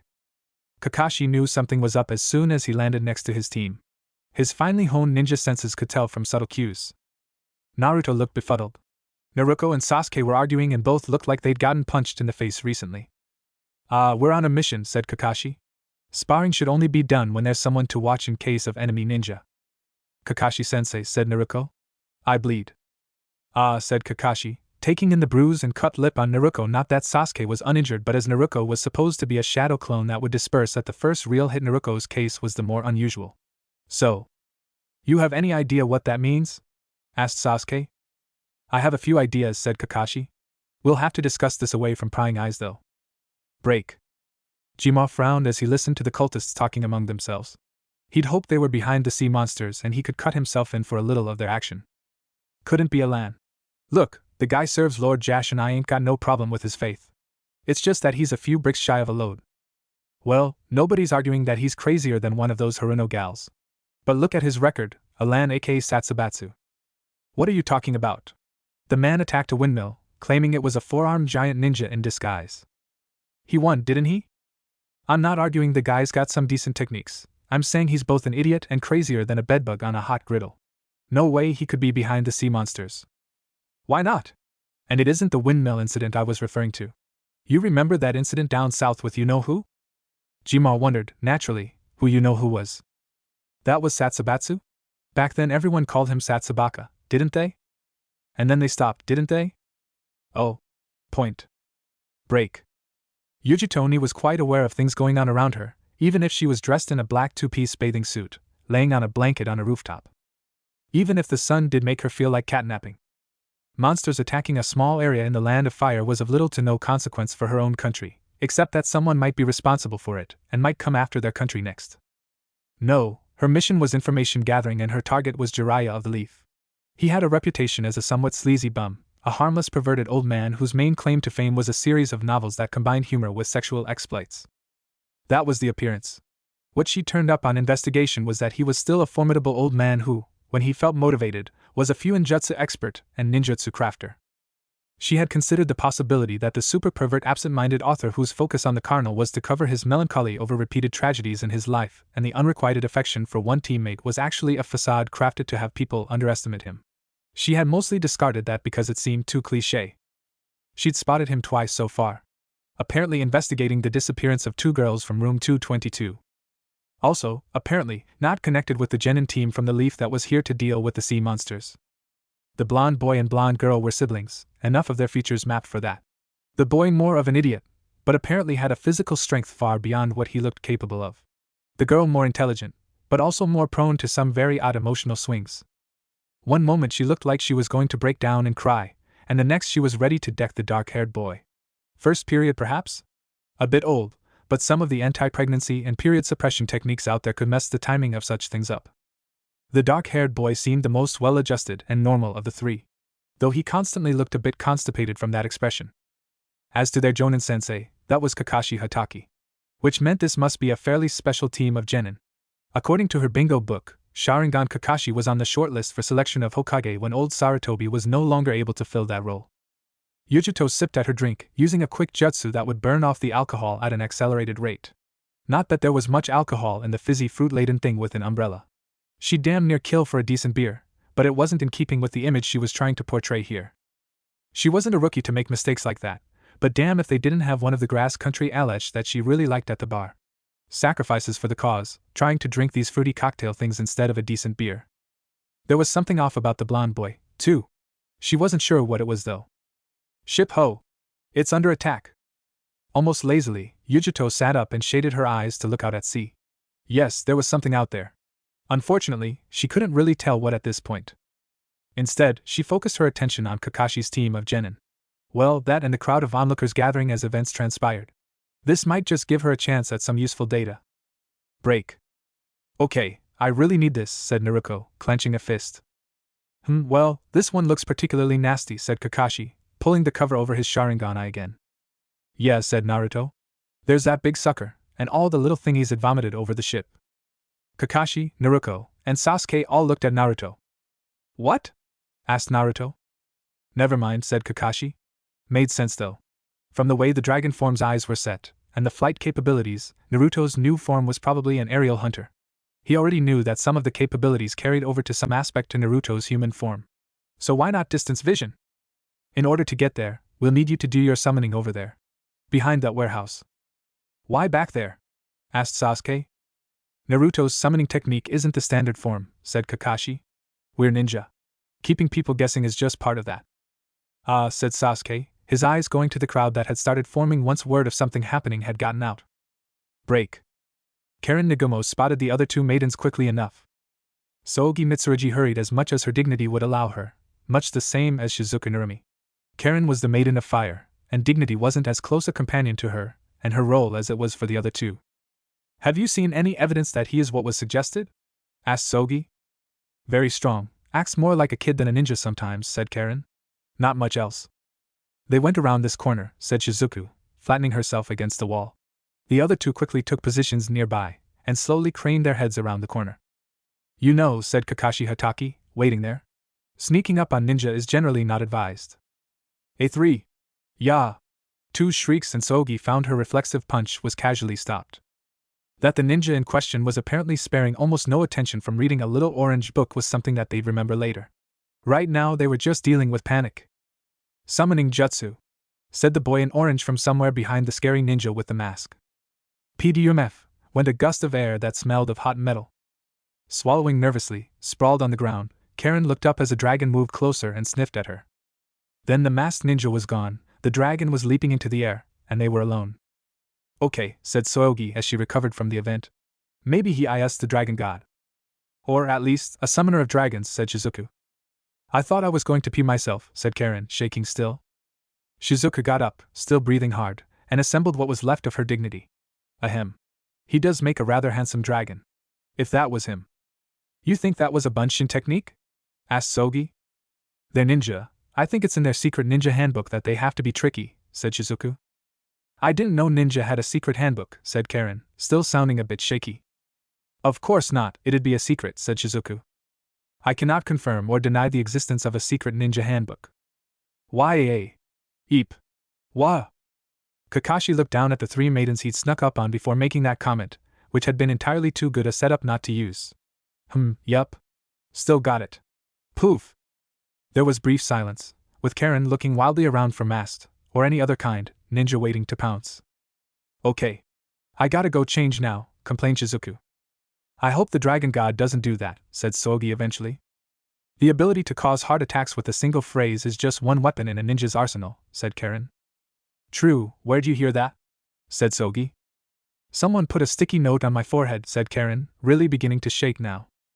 Okay, we get it, said Sogi aloud. Sneaking up on ninja bad. Let's get going now. Where are we going? Asked Karen. To change pants, stated Shizuku. Really? Asked Karen. No, actually. Let's go see the dragon god in action. Break. Sasuke had watched very carefully. Naruto was preoccupied with Naruto. Kakashi was preoccupied with the three girls. Naruto was preoccupied with Naruto, apparently still worried about being able to bleed. Getting the harness out and spreading it didn't require a lot of concentration. As the three girls were civilians, of some dragon cult, and focused on Naruto's summons, he didn't bother to concern himself with them that much. Earlier suspicions accumulated as Naruto did the summons, and the dragon appeared. That was flatly impossible, but he kept coming back to it. Had Naruto turned paler since summoning the dragon? Sasuke turned his gaze back towards Naruto, then at the dragon. Pieces fit together, but the picture made no sense whatsoever. Flight proved to be a little harsh on takeoff again, but practice flying was paying off, and the seeking of altitude had them scooting by a rooftop with a staring girl on a towel, but they didn't actually hit anything. Though the idea was impossible. It couldn't possibly be. Unless. Hey! Naruto! Called out Sasuke as he climbed forward over the webbing. Have you gotten a couple of feet longer? You think so? Asked the dragon, looking back. Then freezing. Fly. Fly, damn it! Shouted Sasuke, cool and poised, temporarily forgotten, as he realized that the big dragon had just frozen in shock and their forward rush was now beginning to acquire a downward slope. The dragon clearly shook himself out of his surprise and turned his attention back to flying. Sasuke just waited as Kakashi moved closer and clipped his own belt to one of the nearby metal links. He needs to work on that combining of the transformation, substitute, and shadow clone. He can't pull them off quite simultaneously, said Sasuke, holding up one finger. A second finger joined the first. He's always been hated by the village and trying to get them to acknowledge him. 3 fingers extended. His Kekei Genkai includes enhanced sight, durability, and strength, which are all primary qualities of this dragon we're on. Said Kakashi, nodding for Sasuke to continue. Also taking note that Sasuke had linked the whole village shunning thing to Naruto's dragon status, and not anything foxy. He's eating a lot more, and not just ramen, said Sasuke, holding on a little tighter as the dragon got a little more altitude. He thinks I didn't see him take a bite out of a metal fork last night when he was eating. I take it this is all to be kept secret? Yes, it is, said Kakashi. Good. Sasuke turned a smile to Kakashi that seemed just a little mischievous. When the time comes, and I must face that man for his crimes, I'm going to need transportation and the element of surprise. Kakashi considered.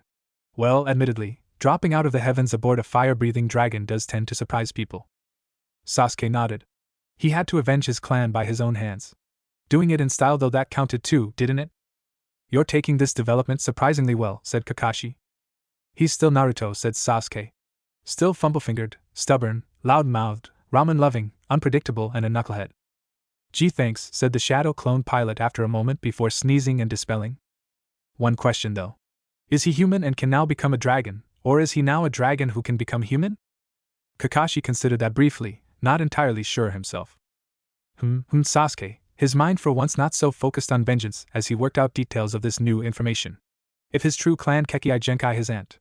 Oh dear. And she was hitting on you. What? Asked Kakashi. Well, maybe a little?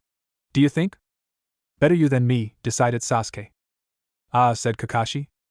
So those 3 dragon cult girls? Mused Sasuke, still fitting things in with the new knowledge. They're going to be awfully disappointed to learn that their dragon is Naruto. It'll be amusing to see them trying to get him to eat one of them.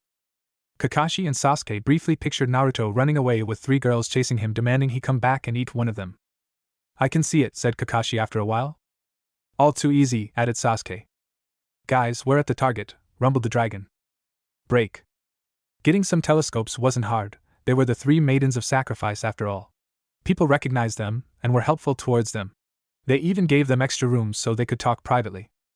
He's spitting balls of what I asked that? Asked Karen. Purple and red fire of some kind, said Sogi.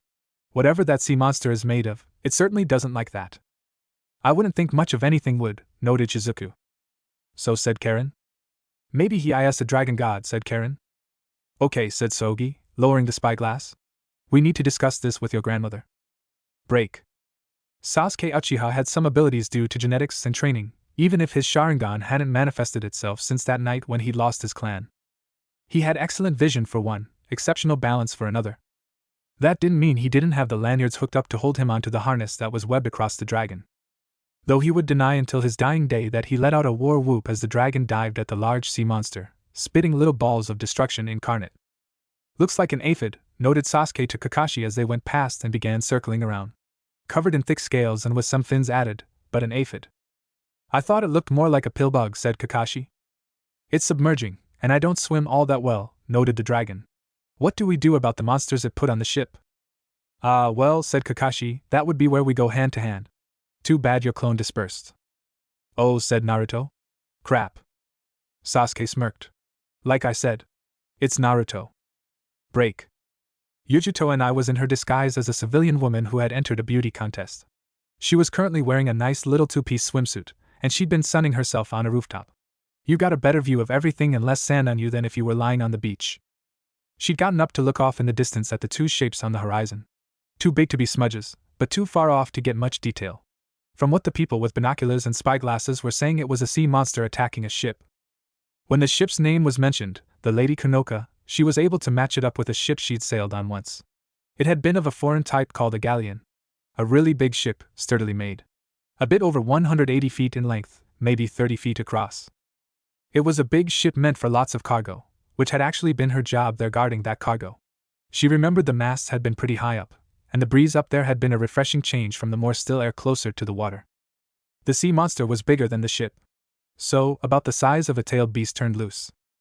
This made the sea monsters more of a threat, and more of a priority in Yujuto's estimation, then the intel she might be able to coax out of Jiraiya of the Leaf. If those things were around to threaten shipping, it could eventually do serious harm to the international economy, and therefore Kumo. All this she worked out, then turned at a chorus of screeches. What she saw almost made her screech despite her usual business-like focus. A dragon, all dull metallic-looking scales and fangs and claws, shot by her rooftop close enough that she could have hit it with a kunai. If she were idiot enough to attack a 50-foot-long armored dragon with a kunai, that is. A butter knife might have been just as effective. The thing was out over the ocean by the time she turned to watch, and shakily put away the kunai which had mysteriously appeared in one hand, and was diminishing rapidly. Part of her training as a kunoichi of Kumo had been that she could glance at something, then look away and go over the details of what she'd seen, memorizing it and deciphering the details. A harness of webbing around the beast's torso, with 4 ninja linked to the harness by some arrangement of straps. More important details that further pushed back the value of interrogating Jiraiya. The Leaf had a method of getting troops to distant locations very quickly. This then was the dragon summoner she'd heard a rumor about. Yujito left the rooftop quickly. She had to get one of those spyglasses or a pair of binoculars. Fortunately, she was able to find one quickly, some young boy who spent all his time staring at her body while she used his spyglass to stare at the scene. The dragon spat. Was that plasma? No, plasma wouldn't eat holes in that big aphid thing. Whatever it was, it seemed to be more focused and more armor-piercing than a tailed beast menace ball. Less damaging, but the dragon spat out 4 of those during a high-speed pass of the target. Yujito focused her view on the aphid monster, and noticed the holes seemed to enlarge slightly after the initial strike, and then the beast submerged to get away. Apparently the prize of the ship was not worth risking more of those blasts hitting it. Which was understandable. The dragon swooped close to the ship, and the tiny, even with the spyglass, specks leaping from dragon to ship could only be the genin and their jonin sensei. Going hand to hand with inhuman-shaped specks? Even with the ship making full speed toward shore, it was still quite a ways out, and the telescope wasn't that good. Enough was seen to make some conclusions. Dangerous. Very dangerous. Ah, the aphid thing had just emerged again. Now the dragon was fighting it? The dragon was much smaller than the aphid, but the blasts of whatever that was seemed to even the odds until the aphid closed and produced long tentacles of some sort. Then the dragon must be pretty strong, as it just seemed to go berserk, ripping and tearing apart the creature as if it were made of cardboard. Had the dragon gotten bigger somehow? Finally the aphid thing submerged again, and this time did not reappear. The dragon set to circling the ship, obviously not trusting the aphid to simply go away. Was that an injury? Yes, it looked as if the dragon had a wound along the top of one paw. So it could be hurt. One simply had to throw a giant seagoing carnivorous aphid at it. Yujito handed the spyglass back to the boy and turned to head to her room. She had a report to make. Break. The big scaly aphid thing had returned, and the holes he'd blown in it looked kind of scabbed over. It's a lot bigger than me though, if only there was some way to even the odds. Wait a minute. Didn't that dragon guy say I could cast reduce or enlarge? Naruto flew past and reached inside himself, found the right way to turn and twist the power, and did it. Shri? Somehow conveyed the giant aphid thing as the 55-foot-long dragon was abruptly 200 feet long as it dove in with claws and fangs, and revealed that its tail had a sharp edge. When he finished the turn, it was a swooping attack, having seen birds do this before. It was a big bug, still bigger than him, but it was a bug, so that should be all right.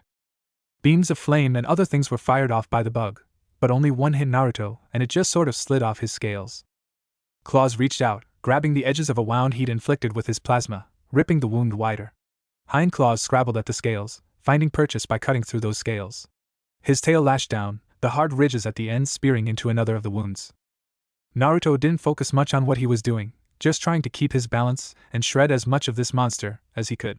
It was responding with more flame, blasts of lightning, and some kind of invisible blades which sliced at him. Finally, with a shriek, it began submerging again, though it seemed sluggish at this point for some reason. Naruto backed off, feeling as if he'd gotten hundreds of paper cuts, and sore. Also terribly ticked off. Wings flapped hard, pulling him up and back, away from the monster as he tried to gather more of that plasma fire stuff together, and hit the wound he'd opened up further. It didn't matter, as the monster quickly disappeared beneath the waves and Naruto didn't think it was possible to follow it. Grumbling, he circled the ship a few more times, looking for any sign that there would be a round 3. Break. Jimo, missing Nin, handed the spyglass back to the owner. He turned, without a word, and started walking, pausing only to pick up his backpack. There are freaking more of them? Asked Jimo softly 10 minutes later as he walked along the road. One in Konoha, one here. That's only 2. Calm down, Jimo. Only 2 dragons. Of course, rumbled a deep voice from within the woods. There are only 2 dragons. Couldn't possibly be more. Right, said Jima, nodding. There couldn't possibly be more. Jima looked around. There was only a black cat, sunning itself on a rock. That abruptly shimmered and lengthened and threw out leathern wings. Jima whimpered. I'm not really a dragon, said the not cat. Jima screamed and performed a shunshin to get out of blast range. The dragon in the meantime had just shimmered and turned back into a cat, and began the process of cleaning one paw. Break. Kakashi, Naruto, and Sasuke had leapt from the dragon to the deck of the ship, finding sailors with curved swords attempting to deal with whatever you called them. Skeletal figures roughly 7 feet in height, covered with something like lichen or pebbly scales. Or barnacles, said skeletons using weapons in the begrimed hands. Some were swords, but maces, hammers, and axes also seemed to be represented. Naruto was the first to discover that hitting one with one's hand just wasn't a good idea. The pebbly skin was actually fairly hard and abrasive. At which point every ninja there switched to using weapons or jutsu. Naruto grabbed a spear that a sailor had dropped, using that to punch through one of the monsters. Unfortunately, the creature didn't seem too put off by that and shattered the spear right behind the head. Naruto naturally began using what remained of the spear as a staff weapon, which actually seemed more effective. When Sasuke used a fireball on the monsters, it was the remaining sailors who began screaming, which was sort of understandable as the ship was made of wood. He quickly traded out to using kunai. The kunai lasted slightly longer, discarded for a mace from one of the monsters, which proved fairly effective against the skeletal figures. Kakashi started throwing jutsu around, sweeping most of the monsters off the deck with an octopus shape formed entirely of seawater. After which, there was enough of a lull in battle that they could observe the return of the giant space aphid and Naruto fighting it. Is the dragon on our side? Asked one of the sailors. Yes, said Kakashi. Oh. Hooray for the dragon then, said that sailor. Think we can push these off the deck? I don't think they can swim. Break. They sat on small cushions, facing their elder across the small table. Who is this? Asked Karen after the tea had been brought out, indicating the young woman sitting next to their elder. My name is Carrie. I'm the shrine priestess of the Hyra Shrine in Konohagakure, said Carrie, bowing politely from her own cushion. Well, said Karen, noting that her two fellow maidens had gone to their stoic/calm professional face and weren't saying a thing. We really need to discuss. One moment, said the redhead, making a hand gesture. Ofuda appeared in that hand and she threw them. All three maidens noted that the Ofuda went out a precise distance, and then stopped in midair. Also the way the air shimmered in a square around them. Air, said Karen, a little alarmed. Very nice work, said Yinagumo, the head of their own shrine and Karen and Rina's grandmother. Thank you, said Carrie, inclining her head. What's that? Asked Karen, knowing that nobody else would ask. A barrier, said Carrie. We cannot be overheard, not can we be accurately spied upon by jutsu without us knowing about it immediately. I see, said Karen. Carrie-san has come from Konohagakure with Pack in there, said Ye, nodding towards the dog apparently sleeping right outside the cafe's doors. Apparently she wanted to investigate what was going on here. I was understandably quite curious, said Carrie. And yes, my cousin, for lack of a better word, is exactly what you think he is. A dragon touched by divinity, whom the Toad prophesy has stated will be a savior or doomed to the world. All three maidens openly stared at Carrie. After taking a sip of tea, being polite was part of being part of this culture after all, Carrie sat the cup back down. Naturally, we're angling for the safe choice. So to save the world one of us has to be eaten? Asked Karen. Carrie and Ye stared at her. Karen blinked and looked to the side, only to find that Tsuogi and Shizuku staring at her too. What? Child, said Ye as if explaining to a small child. You swore oaths and you were raised to serve the dragon god. Not to be served up to him.